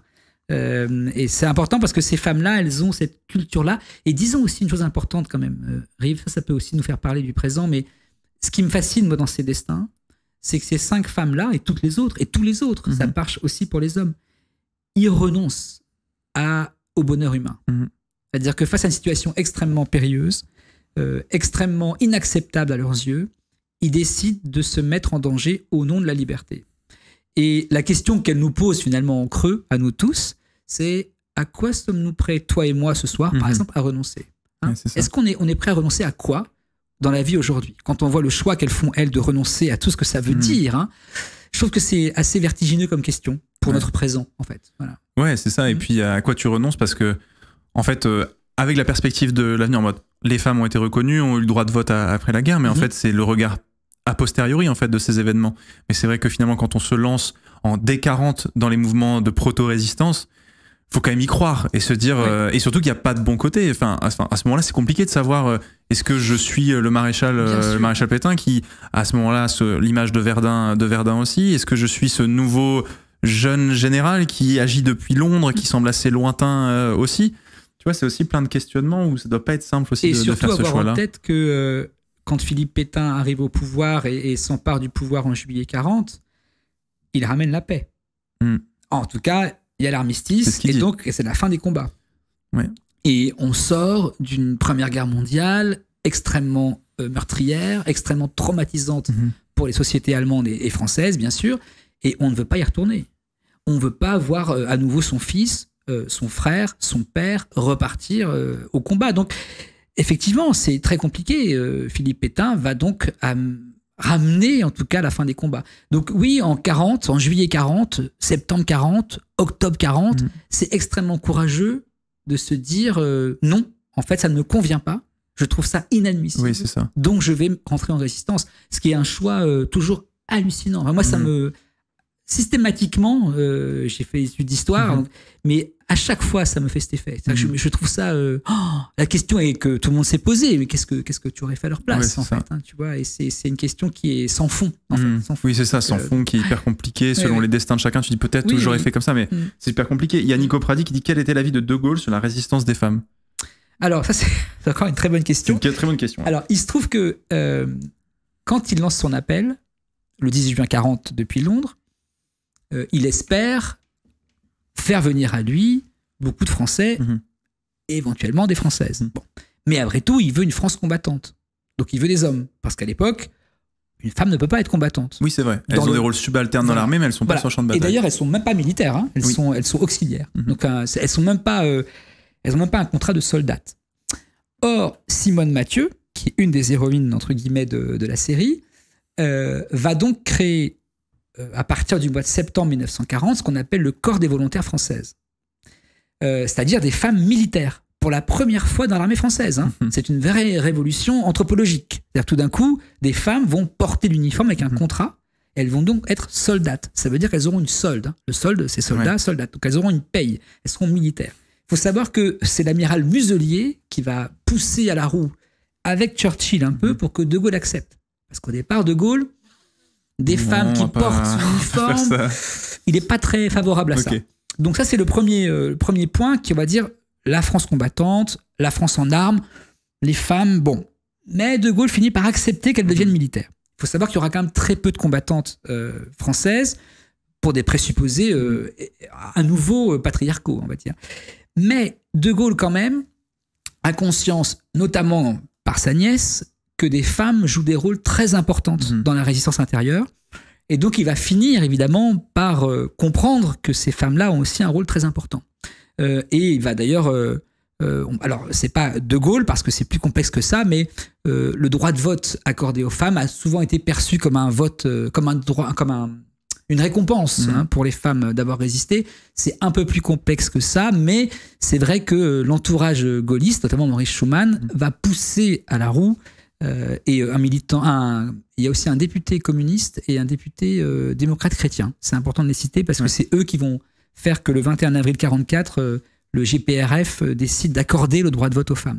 Mais donc De Gaulle va prendre conscience quand même que les femmes ont joué un rôle très important dans la résistance française. Oui, je vois. Oui, non, c'est la vision enfin, cette vision-là, elle est aussi importante. Et d'ailleurs, il y a Geneviève de Gaulle aussi qui faisait partie de la résistance. Est-ce qu'il le savait à ce moment-là? Oui, il le savait. Oui. Et on sait quel regard il portait sur le fait que des membres de sa famille, parce que ça rend aussi faible d'une certaine manière, se dire ma nièce, dont il a été d'ailleurs assez proche aussi, parce que on va rapidement faire son parcours. Geneviève de Gaulle a eu sa famille a eu très compliqué avec un père qui était gazé pendant la Première Guerre mondiale. Oui, en tout cas, il était sur le front. Blessé. Elle perd sa mère aussi. Alors qu'elle a 3 ans. Alors qu'elle a 5 ans. Alors qu'elle est très jeune. Et donc, du coup, le Charles de Gaulle va prendre soin de cette nièce-là. Au retour, parce qu'en fait, elle grandit en Sarre, en Allemagne, ce qui est extrêmement important parce que du coup, elle est très alerte sur ce qui se passe dans l'Allemagne des années 30. Et du coup, si elle part d'Allemagne, c'est parce que justement, les nazis arrivent au pouvoir. Exactement. Et il y a un référendum en Sarre en 1935 qui fait que les Français doivent quitter la Sarre. Je savais pas j'avais oublié ce référendum en 1935 de la Sarre. En fait, il faut rappeler que donc, la Sarre, après la Première Guerre mondiale, est dirigée et gérée par la SDN, la Société des Nations. Et il y a un mandat qui fait qu'on autorise la France à exploiter la Sarre. Et notamment, le père de Geneviève de Gaulle, le frère aîné de Charles de Gaulle, Xavier, vient donc gérer des mines de charbon en Sarre. Donc la petite Geneviève de Gaulle grandit en Allemagne. Et en 1933, Hitler prend le pouvoir, comme chacun sait. Et puis en 1935, il organise un référendum pour savoir si les Sarrois veulent que les Français restent ou pas. 95% des Sarrois disent on veut plus des Français. Donc la famille de Gaulle, Xavier et sa fille et ses 2 filles et son fils rentrent en France. Et à ce moment-là, ils vont fréquenter évidemment de manière plus assidue le général de Gaulle. Et il va se nouer entre Charles de Gaulle et sa nièce une relation particulière. Donc il va la suivre durant l'occupation. Il est lui à Londres, comme on sait, mais il est informé de ce qui se passe. Et notamment, il est informé en 1943 de son arrestation. Et Jacqueline Péry d'Alincourt, qui va être aussi arrêtée un peu plus tard, va réussir à faire passer un message à Geneviève en prison, à Fresnes, pour lui dire « ton oncle te soutient ». Et c'est extrêmement important pour elle parce que tout d'un coup, elle se sent légitime dans son engagement. Et son oncle, qui est une figure paternelle aussi, malgré tout, dans la famille, le fait que son oncle fasse passer le message que tout d'un coup, il valide son engagement, c'est très important pour elle. Voilà. Mais il y avait aussi cette anecdote que vous racontez dans le podcast, dans les premiers épisodes, où du coup, elle est avec sa grand-mère Geneviève de Gaulle en Bretagne. Et en fait, dans ce petit village, alors je sais plus dans quel village ils sont en Bretagne, mais ils sont à Locminé. À Locminé. Et en fait, ils sont le 18 juin ou le 19. Le 19. Et en fait, le curé de la paroisse, l'abbé Touet vient voir du coup. J'ai entendu parler d'un général de Gaulle qui aurait appelé les gens à résister. Et la mère du général de Gaulle dit mais c'est mon fils, qui a résisté, etc. Et elle explique, elle dit au curé, il va se battre pour la France, quoi. Et aussi cette image-là pour Geneviève se dire, ok, c'est. Il faut savoir que elle meurt en juillet 1940, la mère du général de Gaulle, donc la grand-mère en effet aussi de Geneviève. Elle est enterrée en Bretagne et les Allemands vont interdire de fleurir la tombe de la grand-mère, mais elle sera quand même fleurie. Et je sais que Geneviève de Gaulle a fait parvenir une photo de la tombe fleurie de sa mère au général à Londres. Voilà, donc c'est une histoire de famille, mais qui concerne aussi l'histoire de France, évidemment. Non, mais c'est des histoires qui sont, tu vois, que moi je connaissais pas du tout, mais qui montrent ses premiers actes de résistance aussi, tu vois, d'une certaine manière. On fleurit la tombe du général qui se bat à l'extérieur aussi, tu vois. C'est un acte de résistance. C'est de fleurir cette tombe-là, c'est une manière de montrer qu'on appartient à une France et pas à l'autre. Ouais, donc c'est vraiment un acte de résistance. Oui, c'est déjà un premier acte, tu vois, de réaliser d'honorer cette dame-là. Vous parlez de 5 destins de résistantes dans cette série de podcasts. Comme tu le disais, il y en avait plein que vous auriez pu choisir. Et nous, on s'est dit ce soir, avec notamment Gilda, qui fait partie de la communauté, qu'on allait parler d'un 6e destin. Destin génial. Ouais, un destin de Jeanne Boëck. Et donc, Gilda, si tu veux venir sur le Discord, sache que tu es le bienvenu maintenant. L'idée, c'était qu'on parle d'un 6e destin ce soir, que vous n'entendrez pas dans le podcast, et on vous invitera évidemment à aller écouter. On en parle un tout petit peu. On en parle un tout petit peu. Ah, j'ai pas encore entendu ce passage. Je l'ai pas encore entendu. Dans l'épisode 9, tu vois, donc tu n'y es pas encore. Voilà, exactement. C'est le prochain. C'est le prochain. Donc l'idée, c'est qu'on vous parle, nous aussi, d'un 6e destin, pardon. Avec Gilda qui devrait pas trop tarder à arriver. Donc on va parler de Jeanne Boëck. Cette fois-ci, c'est un contexte breton aussi pour Jeanne Boëck, la Bretagne qui était très intéressante de résistance aussi, zone occupée, mais aussi proximité directe avec l'Angleterre.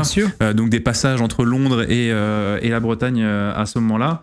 Et on va pouvoir en discuter avec notre chère Gilda qui devrait pas tarder à arriver. Et du coup, vous n'avez pas sélectionné Jeanne, mais vous en parlez un tout petit peu du coup, ce que tu disais dans le documentaire. Oui, parce que Jeanne a une particularité quand même qui est très importante, mais Gilda, il en parlera mieux que moi, c'est que c'est une des seules femmes françaises combattantes.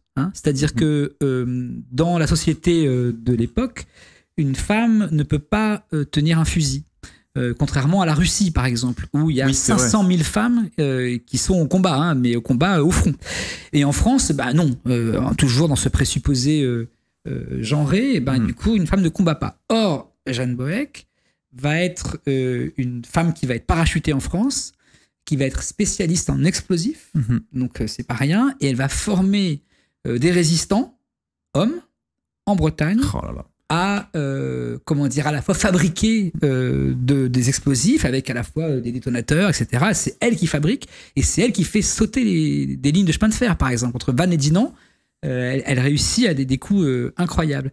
Et c'est intéressant parce qu'elle voulait vraiment se battre. Ouais, elle s'est vraiment démenée pour être parachutée, démenée pour entrer dans le combat.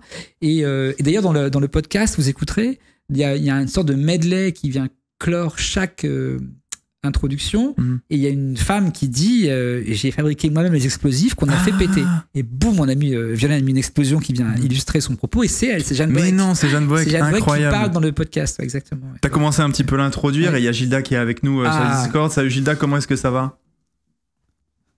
Tu peux te démuter, mon cher. Ah attends, oh là là, c'est terrible, parce que là il a pas le droit de parler, je crois. Ah ben comment ça, il est interdit de parler? En fait, c'est ça. En fait, on a des droits sur les Discord, et donc du coup, il faut qu'on lui donne le rôle attribué, bien sûr. Et je vais te donner le rôle. Le rôle de quoi? Professeur. Ah, professeur. Le rôle de professeur. Professeur Gilda. Exactement. Et il va pouvoir normalement se démuter s'il revient. Il est parti. Sinon, on s'appelle directement là. Ce sera plus simple. Gilda revient. Voilà, Gilda revient et ce sera bon. Salut Gilda, comment ça va? Bonsoir tout le monde. Oh là là, attends, je te mets un peu plus fort. Bonsoir Gilda. Comment tu vas? Merci beaucoup de prendre le temps de venir nous voir pour discuter de Jeanne Boëck. Toi, que je le rappelle, donc vous le voyez, Gilda qui travaille sur les réseaux de résistance dans la zone de Brest. Donc Jeanne Boëck, tu connais pas mal. Eh ben, bonsoir Rive, bonsoir Philippe. Très heureux d'être invité. Il était refait. Quand j'ai dit tu viens dans l'émission, il était en mode je fais partie. Bonsoir Gilda, bienvenue. Merci. Donc effectivement, comme je connais un peu Rivendi et je sais son amour de la Bretagne, il est fort. Je voulais vous présenter un peu Jeanne Boëck, mais Philippe l'a vraiment bien un peu introduit, parce que Jeanne Boëck, c'est un personnage.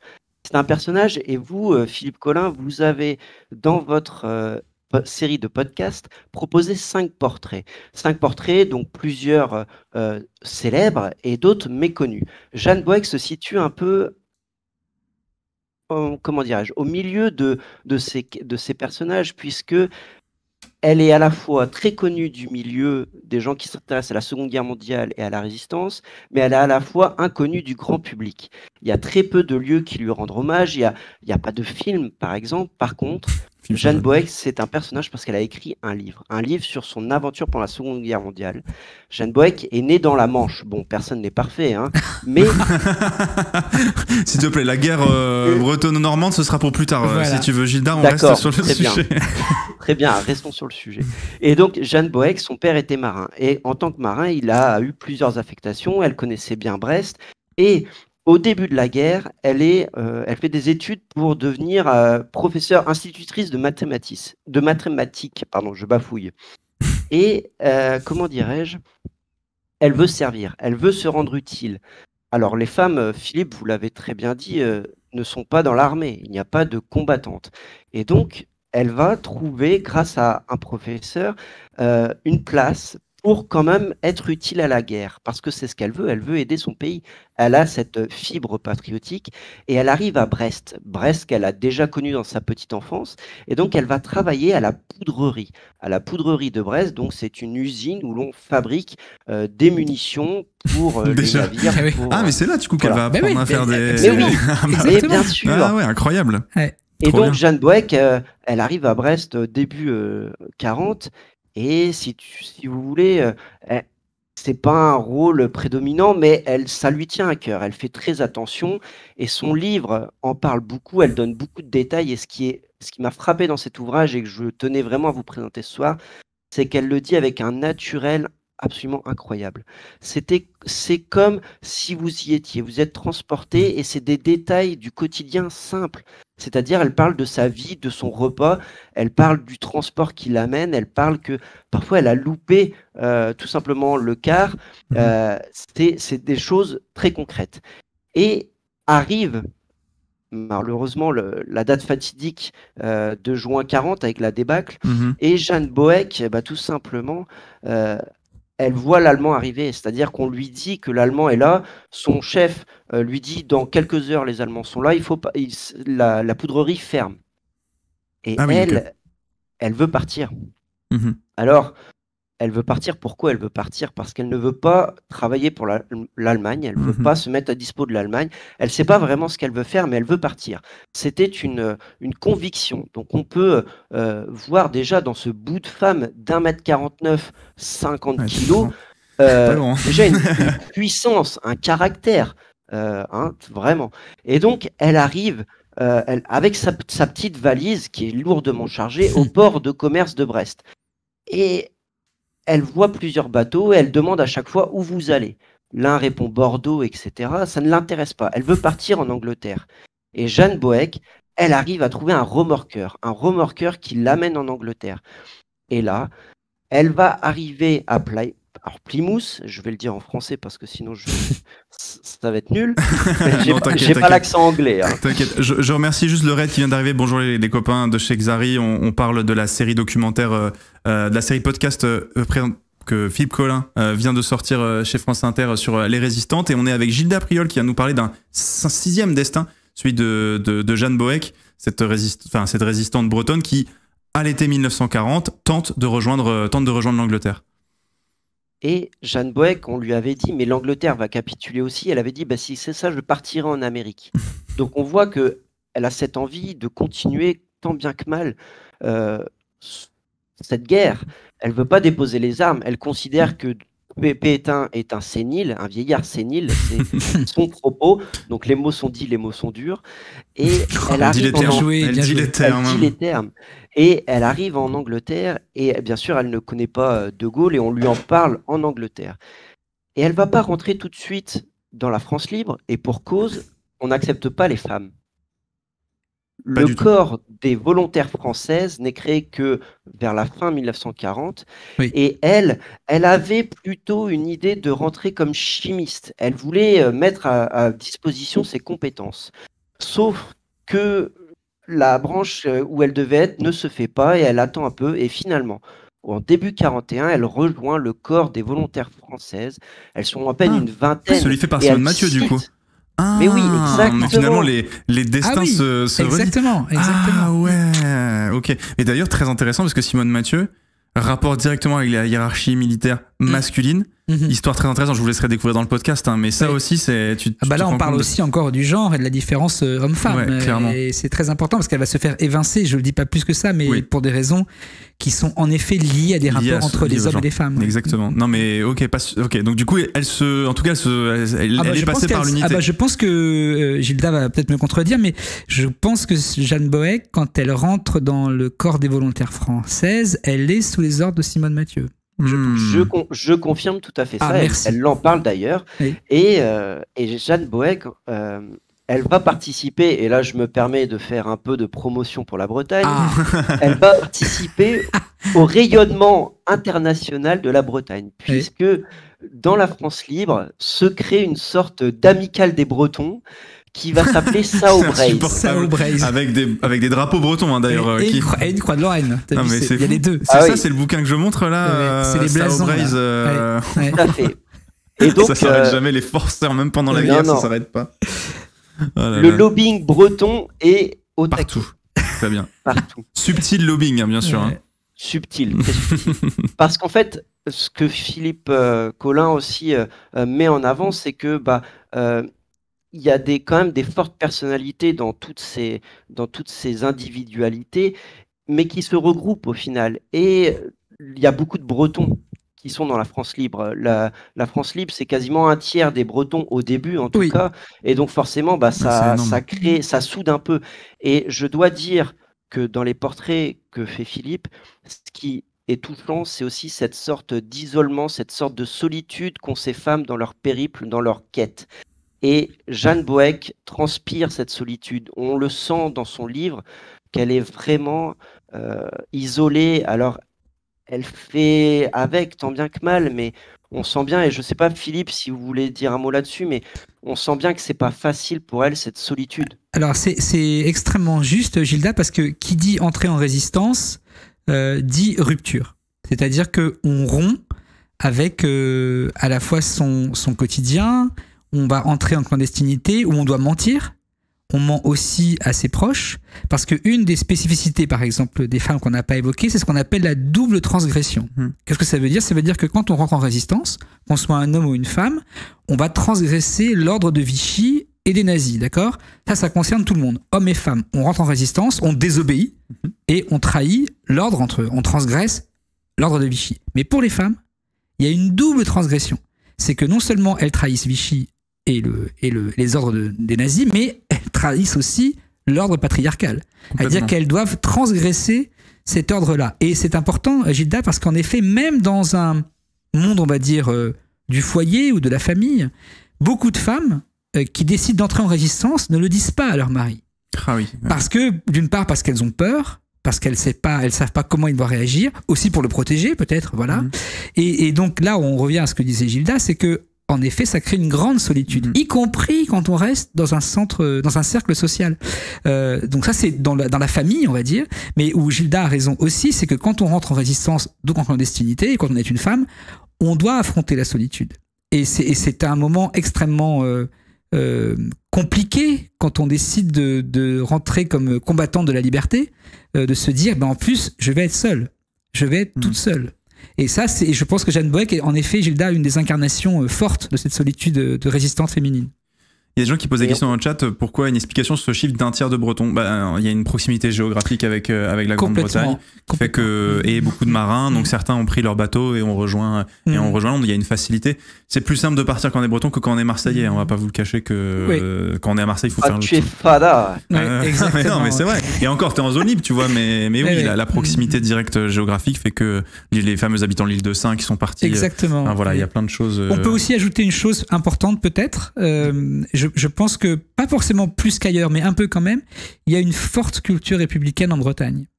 Notamment parce que c'est une région que je connais bien, je suis brestois moi aussi. Il y a beaucoup de Brestois sur ce live. Bien sûr que je suis brestois, je suis né à Brest, j'étais étudiant à l'UBO.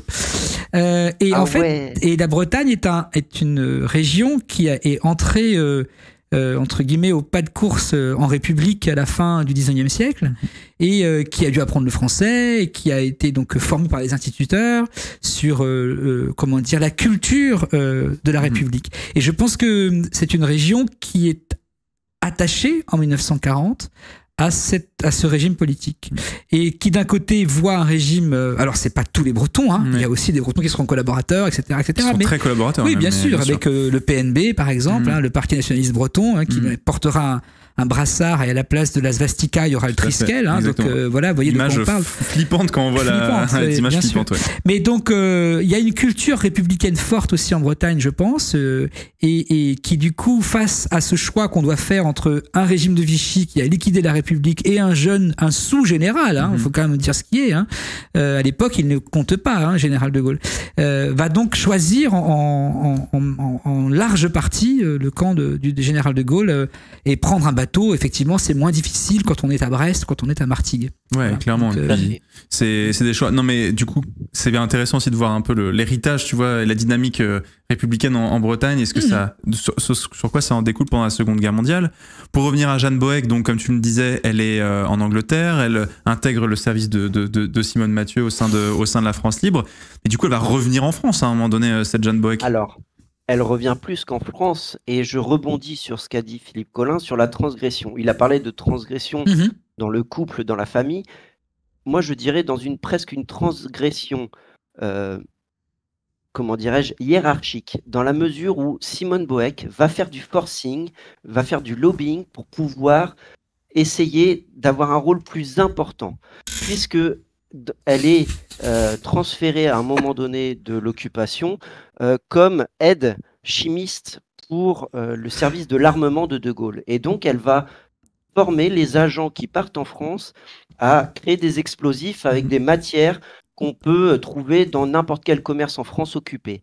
Et Jeanne Boëck est très rigolote dans son livre et elle ne donne pas les formules. Elle dit « je voudrais pas que ça tombe dans de mauvaises mains ».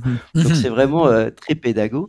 Et Jeanne Boëck, elle va voir ses supérieurs et elle dit « mais est-ce que ça serait pas mieux si moi j'allais en France former les résistants à faire ce que j'apprends aux gens à faire ?» Et là, ses supérieurs français disent non. Alors, elle essaie d'aller voir les Anglais. Les Anglais sont assez partants, mais comme elle est française libre, ce n'est pas possible. Finalement, il se passe un peu de temps, mais elle arrive à obtenir ça. Et Jeanne Boëck est l'une, écoutez bien, est l'une des rares françaises qui a été parachutée et qui en plus a servi d'instructrice au sabotage. C'est un James Bond de l'occupation. Incroyable. Mais c'est très vrai, c'est très vrai. Et cette femme, je pense, mériterait à elle seule un film, une série. Que dis-je? Tu l'as noté celle-là, hein, Gilda, je le sais. C'est noté sur un bout de papier. C'est exactement cela. Et son livre, si tu veux bien remettre la photo, bien sûr. Juste pour montrer, son livre a un nom un peu particulier puisqu'elle a intitulé son livre « La plastiqueuse à bicyclette ». Alors le livre est encore trouvable puisqu'il vient d'être réédité il y a très peu de temps, donc n'hésitez pas, il se lit très facilement et il n'est pas cher du tout, donc c'est vraiment un beau cadeau de Noël en plus. Et vous voyez le titre, la plastiqueuse à bicyclette, c'est-à-dire qu'elle va être parachutée dans la région d'Alençon et elle va être envoyée en Bretagne et elle va faire le Finistère, les Côtes d'Armor et le Morbihan à vélo, en grande partie, pour former les maquisards et les résistants à l'utilisation d'explosifs. Et ce qui est choquant, c'est la dichotomie entre comment elle était traitée à Londres par les officiers qui étaient assez machistes et sur le terrain où elle dit que ça ne lui a jamais posé de problème, que personne n'a trouvé à redire. Ils étaient juste étonnés de voir une femme, en plus qui avait un petit gabarit, et ils étaient très très surpris à chaque fois, mais elle a fait ce qu'elle devait. Et Jeanne Boëck, c'est vraiment une héroïne à temps complète, et on peut terminer par ce beau document, si tu veux bien, c'est sur son mémoire de proposition, je ne sais pas si tu l'as. Ouais, si je l'ai, tout à fait. Tiens, il est là. Mémoire de proposition. Donc, ce document a été transmis pour le live de ce soir par l'Ordre de la Libération, que je remercie au passage. Merci à eux. Et donc, c'est le mémoire de proposition pour l'attribution de la médaille de la Résistance à Jeanne Boëck. Et donc, on peut voir un peu un résumé de son périple. Et donc, ce qui est formidable, c'est qu'on voit jeune fille française parachutée en mission d'instructrice de sabotage. Les termes sont dits et on voit bien que l'armée ne cherche pas à minorer son rôle ni son rang et elle a fait ce qu'il fallait et elle aura cette médaille, elle aura d'autres honneurs militaires. Mais voilà, je voulais tout simplement vous parler de cette jeune femme qui a été après-guerre ce qu'elle voulait être, à savoir professeure de mathématiques. Et Jeanne Boëck est décédée à 90 ans en 2010. Wow. C'était un c'est tout récent. C'est un tout petit. Et il y a des archives, à l'INA, il y a des archives, Gilda, de Jeanne Boëck qui raconte son histoire et c'est très émouvant de l'entendre 30 ans, 40 ans après raconter son périple entre 40 et 44. Mais ce qui est intéressant, et tu l'as évoqué Gilda aussi, vous en parlez dans les podcasts, c'est, là tu parlais du machisme de la hiérarchie à Londres, mais aussi du rapport des femmes dans les maquis, puisque les maquis, ils se fournissent à partir du moment où le service du travail obligatoire commence aussi à se renforcer, enfin à être créé, puisqu'il faut remplacer les soldats allemands partant au front par des travailleurs français dans les usines. Donc Vichy instaure ça, on demande aux Français d'y aller. Donc les maquis vont se remplir parce que certains refusant d'y aller. Donc ce qui fait que par nature le maquis est très masculin. Bien sûr. Mais les femmes vont avoir ce rapport de grande sœur, de mère, pour prendre soin des maquis, parce qu'en fait la vie dans ces forêts, loin de la civilisation, elle est très dure, on mange mal, on a peur de se faire rattraper, et elles ont une figure tutélaire en fait sans être vraiment dans la hiérarchie du maquis. Alors c'est exactement ça, Rive, et c'est très important de le dire parce que elles étaient surnommées les sœurs ou les mères des maquis, tu l'as dit, et il faut dire deux choses très importantes. Sans les femmes, pas de maquis. C'est très clair, c'est-à-dire qu'elles ont un rôle extrêmement important, tu l'as dit, de ravitaillement, de communication, d'information, de protection, de soins. Elles prennent soin, mais elles vont alimenter, nourrir les maquis. Et des hommes qui sont cachés dans les forêts, dans les montagnes, etc. et qui sont coupés du monde. Mais les femmes vont jouer ce rôle-là. Et la deuxième chose qu'il faut comprendre, c'est qu'il ne faut pas décorréler le militaire du civil. Ça veut dire quoi? Ça veut dire que le maquis, en effet, c'est des hommes en armes. Donc ils sont là, ils ont des mitraillettes, ils ont des armes à feu, des explosifs, ils vont aller se battre. Donc c'est militaire. Donc c'est assez glorieux. C'est eux qui vont se battre contre le soldat de la Wehrmacht ou de la Gestapo, etc. Or, ces femmes-là, elles ont permis à ces hommes de survivre et donc de pouvoir aller combattre. Ce qu'il faut comprendre, c'est que la résistance, et notamment autour des maquis, c'est une grande chaîne sociale. Et dans cette grande chaîne sociale, les femmes ont un rôle extrêmement prépondérant. Et donc, si on décorrèle le civil du militaire, on fait une erreur. C'est-à-dire que le rôle civil des femmes autour de ces maquis a un rôle militaire extrêmement important. Donc, vous voyez que ce rôle joué par les femmes, très finalement presque caricatural, puisque c'est encore une fois la mère au foyer, c'est la mère qui prend soin des hommes, la mère qui nourrit, la mère qui soigne, etc. Donc, dans le rôle assigné par la société à la mère au foyer, ok, mais n'empêche que ce rôle-là, sans ce rôle-là, il n'y a pas de maquis. Donc c'est très important, Rive, de le dire, parce que souvent on l'oublie et qu'elles ont du coup un rôle militaire elles aussi, de fait. Oui, c'est ça. Alors et je me permets, Rivenzi, il y a Coralie Guéot là, qui met un message très important dans le chat. Alors Coralie Guéot, c'est tout simplement une médiatrice culturelle au musée de Saint-Marcel, dans le Morbihan, que je vous invite à visiter. Très belle scénographie qui vient d'être refaite.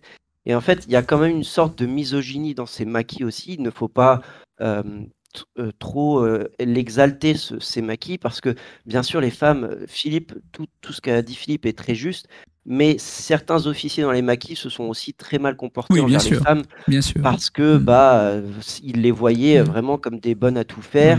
Et Coralie explique dans son message d'ailleurs qu'elle dit que Jeanne Boëck n'a pas eu le droit de tenir une arme, d'utiliser une arme pendant les combats de Saint-Marcel, par exemple. Tout à fait.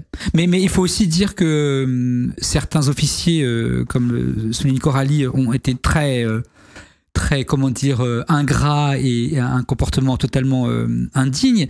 Mais il faut aussi dire qu'il y a beaucoup de chefs de maquis qui ont fini par écrire à quel point elles étaient importantes, ces femmes autour des maquis. Ouais, voilà, exactement. Il y a LCDX qui pose une question dans le chat. Il dit question un peu casse-gueule. Alors sache que pas du tout. Ce qu'il dit, n'était-ce pas un avantage d'être une femme dans cette tâche de communication, etc., étant plus invisible? Évidemment. Mais c'est évidemment vrai au point que... C'est pas du tout casse-gueule, c'est très très vrai. Mais au point que c'est extrêmement intéressant parce que vous savez, on a tous l'image un peu clicheton de la résistante française qui serait une jeune femme célibataire à bicyclette et qui serait agent de liaison. qui irait passer des messages. Voilà, c'est quoi la résistante française, c'est ça. Et on imagine mal, par exemple, qu'une mère de famille puisse être résistante. Or, dans les présupposés d'innocence qu'on évoquait au début de cette discussion, en effet, les Allemands imaginent mal, ou par exemple la milice plus tard, qu'une mère de famille puisse risquer d'entrer en résistance parce qu'elle est mère de famille. Or, justement, cette presque couverture, entre guillemets, a été très utile. C'est que tout d'un coup, on s'est dit, on va même se servir de ces femmes qui sont volontaires pour entrer en résistance, pour en effet dissimuler soit des exfiltrations de parachutés, soit passer des messages. Et en effet, on se dit, une mère qui passe avec ses enfants et qui va d'un point à un autre, non, elle n'est pas résistante, c'est impossible pour l'occupant. Donc en effet, la question est extrêmement intéressante parce que d'un certain point de vue, être une femme dans ce monde extrêmement viril, ça a pu être un avantage pour la résistance. Ouais, c'est ça. Parce que il y a cette présupposée innocence quoi, qui est très importante. Exactement. Alors, les gens se disent c'est un peu casse-gueule. Non, ça fait partie aussi. C'est une très bonne question. Et elles vont en jouer aussi, les femmes, elles savent ça. Donc, exactement. Du coup, il faut en jouer, et elles en profitent. Et à la base, c'est une faiblesse, mais elles vont en faire une force. Ouais, bien sûr. Donc, non, mais c'est des questions hyper intéressantes. Et donc, du coup, pour terminer avec toi, Gilda, du coup, Jeanne Boëck, on est d'accord, a été décorée de la Légion d'honneur, parce que tu nous montrais justement le mémoire de Jeanne Boëck a reçu la Légion d'honneur, l'Ordre national du mérite, la Croix de guerre 39-45 et bien sûr la médaille de la résistance française. Donc elle a été honorée elle a été récompensée pour ses services pendant la guerre qui sont absolument incroyables. Et je vous invite, pour ceux, encore une fois, à ceux qui le peuvent, se procurer son ouvrage ou tout simplement à essayer de trouver d'autres parcours qui ont été mis en avant par notamment Sébastien Albertelli dans son livre sur le corps des volontaires féminins de De Gaulle. Elles ont suivi De Gaulle. Donc voilà, c'était mon petit conseil très bon Et lecture. tu veux dire quelque chose, Philippe? Deux choses. Et il est dans le podcast, Sébastien Albertelli. Il est intervenant dans le podcast. C'est un très bon historien, donc je vais dans le sens de Gilda. Et j'ai une question pour Gilda. Je vois que sur le mémoire de proposition, il est marqué compagnon de la libération. Ça veut dire que Boëck, elle a été reconnue comme compagnon de la libération? Non, en fait, si tu regardes bien, il y a des petites croix qui sont censées barrer les choses. Bien sûr, d'accord, j'ai compris. C'est un peu décalé. D'accord, donc elle est. Oui, ok, j'ai compris. Elle n'est pas passée loin, quoi. Mais c'était pas le cas. D'accord. Elle n'est pas passée loin. Elle aurait pu être surpris, donc d'accord. Je t'en remercie. Sincèrement, Philippe, je pense que elle aurait pu être évidemment qu'elle compagnon de la libération. Elle le méritait, mais amplement. Comme combien de femmes? Bien sûr. Ils ont mis un décompte de service avec 4 ans, 10 mois et 24 jours. Ah ouais, c'est précis. Ils ont... Non, mais et au bout de 4 ans, elle n'est pas compagnon de la libération. Bon, c'est comme ça. Juste pour un chiffre, et après, je vous laisse terminer ce live en beauté. Sur les 1038 compagnons de la libération, il n'y a que 6 femmes. Seulement 6 femmes. C'est fou, quand même. Le chiffre est dingue. Oui, c'est incroyable. C'est incroyable. Tu vois, dans ce qui reste quand même de ces archives-là qui sont importantes, tu te dis quand même, si tu prends juste cette source-là, tu pourrais te dire, si elles sont que 6. Alors que quand on compare et en miroir les chiffres de la répression, par exemple sous l'occupation, ce qui est vraiment intéressant, c'est que la répression est assez élevée pour les femmes résistantes, alors que la reconnaissance est beaucoup plus faible. Donc c'est là qu'on met qu'il y a un problème, puisqu'elles ont été extrêmement châtiées, entre guillemets, elles ont été victimes de la répression allemande, alors que le chiffre de la reconnaissance n'est pas du tout équivalent à cette répression. Donc on voit bien qu'il y a un vrai problème. En fait. Ouais, je vois. Merci beaucoup Gilda, en tout cas, d'être venue. Eh ben merci à vous deux, Gilda. Merci pour la qualité du live et puis à bientôt à Brest pour boire une tasse. Bien sûr, évidemment. Merci. On te dira merci beaucoup Gilda d'avoir pris le temps de venir nous parler de Jeanne Boëck, c'était super. À la prochaine. Bye bye. Ciao. Kenavo. Oh là Et bien sûr, elle n'en rate pas une, Kenavo. Attends. On va recevoir notre invité politique. Il y a Jean. Non, qu'est-ce que j'ai fait? Qui vient de tomber. J'ai lancé un truc qui ne devait pas se lancer. Voilà. On a eu très peur, excusez-moi, j'ai lancé un truc. C'était pour autre chose, ce sera pour demain, City Skyline, calmez-vous tous dans le chat s'il vous plaît. D'accord. Jean qui nous a hacké un petit instant, mais tout va bien. Ah là, quand je vais devoir couper ça pour faire le podcast, le multivers est activé. Jean, j'ai passé à Backseat aussi d'ailleurs pour parler. Et je trouve que Jean, il fait partie de ta génération qui font un travail vraiment génial, vraiment, je le dis vraiment. Et pour revenir, en tout cas, sur cette série de podcast, c'était chouette de pouvoir parler de Jeanne Boëck, de faire une sorte un peu de spin-off, tu vois, de la série complètement. avec Gilda. J'ai presque un regret de ne pas avoir intégré Jeanne Boëck à la série, tu vois. Ah non, tu peux pas dire ça maintenant. un peu. Il y avait bien une place pour une 6e personne. Mais bon, voilà, c'est la vie, c'est comme ça. Voilà, c'est comme ça. C'est ça, tu fais aussi pour raccrocher chacun, etc. aux branches. Mais on a pu le faire là. Donc, écoute, complètement, exactement. On a pu le faire. Ouais. On va arriver doucement mais sûrement à la fin de ce live. Moi, j'avais envie. Est-ce qu'il y a quelque chose, une notion que toi, tu as découvert au contact des historiens, au contact des sources sur la résistance des femmes pendant la Seconde Guerre mondiale qui t'a marqué? On a parlé de la précocité de l'engagement. On a parlé de la nature aussi, de la nature de leur engagement en elle-même, leurs différentes formes. Qu'est-ce qui, toi, t'as le plus marqué sur ce travail de longue haleine, sur ces 10 épisodes, ces 10 heures de travail? Alors, je vais me répéter, mais en effet, la précocité m'a vraiment sidéré. Pourquoi ? Parce que victime d'un monde raconté par les hommes, j'ai quand même souvent, tout le temps, imaginé que à la base de la résistance française, c'était les hommes.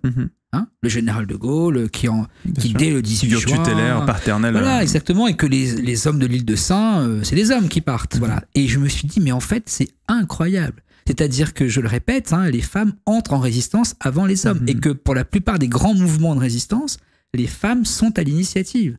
Et moi, ça m'a vraiment sidéré parce que je l'ignorais complètement. Ça s'explique très bien, dans le podcast, vous verrez, on l'explique très bien. Il y a des vraies raisons documentées qui racontent pourquoi ces femmes entrent en résistance avant les hommes.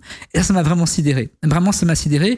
Et après, ce qui me sidère tout le temps, quand on parle de la résistance, et je répète, c'est ce courage. Voilà, c'est ce courage qui, moi, à chaque fois, me pose question et me sidère. Voilà. Homme comme femme, ce courage de... Exactement. Là, pour le coup, il n'y a plus de genre. Qui est transversal. Voilà, exactement. Évidemment. Non, franchement, moi, ce qui m'a beaucoup marqué, tu vois, sur les heures d'écoute, je pense que c'est autant de contextes différents qui font pourtant que tu défends la même chose où que tu sois, parce qu'elles sont pas toutes en France, comme on le disait, certains sont à Londres, une autre qui est en Égypte. Elles ont toutes une condition sociale différente, des religions, des confessions qui sont différentes aussi, juives, chrétiennes, issues de milieux bourgeois, militaires. Et pourtant, il y a une sorte de tronc commun qui se crée. Et aussi, et je trouve ça chouette, quand on suit l'histoire individuelle de certaines personnes, c'est le blast que crée aussi l'entrée en guerre. Cette rupture, ces femmes qui se marient, et finalement certaines qui étaient presque avec la vie qui allait être écrite pour elles, en fait, d'une certaine manière. Et pourtant, elles décident de sortir de ce moule, au risque de s'isoler de la société, de leur cercle familial. Et c'est comment finalement elles arrivent sur cette rupture-là à quand même prendre ce courage pour aller résister, quoi. Et dis-toi une chose très importante, c'est que ces 5 femmes-là, mais comme tous les résistants à 90%, étaient des gens totalement inconnus avant la rupture que tu évoques et qui étaient dans la société civile. Je dis ça parce que, qu'est-ce que ça veut dire ? Ça veut dire que même le général de Gaulle est un général de seconde zone. C'est-à-dire qu'au moment où l'armée allemande entre dans Paris, au moment où Philippe Pétain va liquider la République, il n'y a pas d'appel à la résistance des intellectuels français. C'est vrai. Il n'y a pas d'appel des institutions, de l'Église, de l'armée. Il n'y a personne. Il n'y a plus personne. Mais dans les profondeurs de la société française, il y a des gens qui vont dire non, je trouve ça inadmissible. Des jeunes femmes, des jeunes hommes, des militaires, des civils, mais qui vont, au nom d'un idéal républicain français, entrer en résistance. Ayez bien ça en tête, Lucie Aubrac et Charles de Gaulle sont des vedettes aujourd'hui. En juin 40, ce sont des inconnus en France. C'est passé par des inconnus. Mila Racine, Renée Davelli, Simone Mathieu, un peu différente puisqu'elle était joueuse de tennis, mais elle n'était pas connue pour être résistante. Et ces gens-là, ça veut dire quoi ? Ça veut dire que ce vieux pays qu'est la France a dans ses profondeurs des ressources. Et je trouve ça extrêmement rassurant. Voilà. C'est-à-dire que dans un monde qui est un peu anxiogène, ce vieux pays qu'est la France a des ressources inouïes, et la résistance française, ça raconte ça. Ça raconte que des gens, tout d'un coup, se disent non, je ne l'accepte pas. Et avec une culture politique qui vient de loin, sans doute. Et bien, ces 5 femmes-là, elles disent ça. Elles disent que ce vieux pays a des ressorts. Voilà. Et ça me plaît bien. Et vous avez pris une phrase que vous avez bien réexpliquée, une phrase qui va être utilisée par la résistance pendant la Seconde Guerre mondiale. Obéir, c'est trahir, désobéir, c'est servir. Oui. Et je trouve que cette phrase-là, tu vois, elle condense beaucoup de choses. Exactement. C'était un petit tract qu'on distribuait dans le Paris occupé. En effet, ce petit tract était sur un petit papillon, qu'on appelle ça 2 volets. Obéir, c'est trahir. Désobéir, c'est servir. c'est intéressant de se poser cette question, voilà, quand on est sous une occupation allemande en 41, de se dire en effet, je vais transgresser. Et en transgressant l'ordre de Vichy, je sers mon pays, voilà, mon vieux pays. Voilà. En tout cas, c'était super chouette d'échanger avec toi sur. Moi, j'étais ravi d'être là. En fait, je le dis franchement, j'étais hyper content de venir. Donc, j'espère que l'expérience t'a plu. En tout cas, j'ai adoré. Trop bien. Franchement, j'étais très heureux. Donc, non, franchement, c'était trop chouette de t'avoir sur le canapé pour discuter. Franchement, c'était un plaisir. J'espère que ça vous a plu aussi dans le chat. J'espère que vous avez passé un bon moment, que vous avez appris des choses. Et évidemment, !podcast dans le chat pour retrouver ce lien, le lien vers les 10 épisodes. Ouais. On vous a fait une belle introduction là de quasiment 2 heures. Donc, merci infiniment. Allez-y, foncez pour découvrir cette série qui est vraiment, je vous le dis, géniale. Moi, j'ai déjà 8 épisodes. Et tu vois, c'est des émissions, tu te dis, punaise, c'est quand même chouette de les préparer, quoi, tu vois. Parce que moi, j'écoute déjà ces séries de podcasts, mais du coup, et là, je le fais en plus, là, je pouvais les écouter pour moi. Et en plus, en me disant que ça allait servir pour l'émission de ce soir. Donc, c'était vraiment super chouette. Et évidemment, vous retrouverez la rediff bientôt sur la chaîne Replay. On va mettre aussi en podcast on va mettre aussi ça en podcast pour que vous puissiez l'écouter si vous avez raté une partie de l'épisode. Philippe, qu'est-ce qui se prépare? Parce que je sais que vous avez d'autres peut-être séries en cours. Est-ce que vous avez d'autres choses qui arrivent d'ici? Je sais que il y avait à un moment donné, vous parliez chez Jean de porter Léon Blum à la télé aussi. Oui, ça c'est en cours. C'est en cours. En fait, le podcast va être adapté en documentaire. Je suis hyper heureux. Incroyable. Pour France Télévisions. Et du coup, ce sera 10 épisodes aussi? Non, ce sera un peu moins. Okay. Mais ça va être 4 heures de programme quand même. 4 heures de programme. Ouais, ça va être une super soirée. Est-ce qu'on pourra le regarder ici ou pas? Mais bien sûr, avec grand plaisir. J'adorerais venir. Incroyable. On pourra regarder ensemble, on commente. Et on le regarderait. J'adore. Parce que tu sais qu'on fait les docus et tout avec les gens. Si tu viens ici, oh là là, soirée docu avec Philippe quand ça sortira. Ok, très bien. Sans problème. Ça va être génial. Je viens. Je viens. Et puis je te fais une exclue. Ok. Je donne le prochain podcast, sujet. D'accord. Ok, vas-y. Donc ce sera complètement autre chose, même période, mais de l'autre côté de la barrière. On va consacrer 9 heures à Louis-Ferdinand Céline, qui est donc un écrivain français complexe, compliqué, un grand écrivain et aussi une âme pathétique et qui raconte beaucoup la France aujourd'hui aussi. Voilà, donc ce sera une grande série de 9 heures consacrée à Louis-Ferdinand Céline. Voilà. Super. Vous ne l'avez jamais dit, c'est pour toi, Rive. Non mais merci beaucoup. Merci de prendre le temps parce que nous on adore ces séries-là et franchement je sais que c'est beaucoup de travail aussi pour toi et tes équipes aussi parce que vous êtes nombreux. tous les saluts ce soir parce que c'est des gens qui comptent beaucoup pour moi et qui s'investissent beaucoup au nom du service public. C'est pas des mots en l'air. Et donc j'y tiens et c'est des gens qui sont extrêmement investis, qui passent beaucoup de temps et qui sont des passionnés et je les salue tous ce soir avec beaucoup de tendresse. Voilà. Franchement, c'était une super soirée. Les gens, que des retours. Tant mieux, ça vraiment fait plaisir. Super. Le leak. Ravessa, tu as leak là, le prochain. Tu sais ce que c'est un leak? Non, je sais pas ce que c'est. Un leak, c'est quand tu donnes une information, une fuite. Ah d'accord. Et là, t'as laissé fuiter tout le monde. Oh là là, il a laissé le leak. Aïe. Et donc non, les gens sont ravis. Il y a des cœurs de partout. Je salue tout le monde. Ils ont passé un super moment. Donc on dit merci les viewers. Merci les viewers. Okay, exactement. Merci les viewers. Non, on les appelle même les cerveaux ici. Les cerveaux. Merci les cerveaux. Parce que ça réfléchit. Ça réfléchit beaucoup. En tout cas, merci à vous d'avoir suivi ce live aujourd'hui. C'était vraiment super de pouvoir partager ce moment. Nous, on se retrouve demain 10h.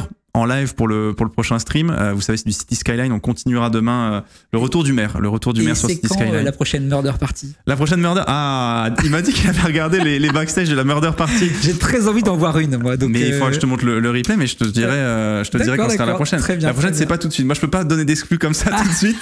Là, tu vois, quand t'es chez l'autre, tu peux plus facilement. Là, je suis en mode aïe. Comment est-ce qu'on va faire pour la prochaine? Je vais suivre attentivement ton fil pour voir quand est-ce que c'est. Voilà. Ouais, super. Je te redirai. Merci beaucoup à vous d'avoir suivi. On se retrouve demain 10h comme je disais. Et puis d'ici là, passez une excellente soirée et allez écouter bien sûr Les Résistantes sur le site de France Inter pour découvrir cette incroyable épopée de ces 5 portraits de femmes qui ont résisté pendant la Seconde Guerre mondiale. Donc voilà, c'est pour tout le monde, que vous y connaissiez, que vous n'y connaissiez rien. Tout est expliqué, donc voilà, c'est pour tout le monde et partagez-le autour de vous, que ce soit vos parents, grands-parents, ce sera des échanges intéressants à avoir avec eux, j'en suis certain. Passez une bonne soirée. Ciao tout le monde. Merci Rive, salut. À la prochaine. Ciao.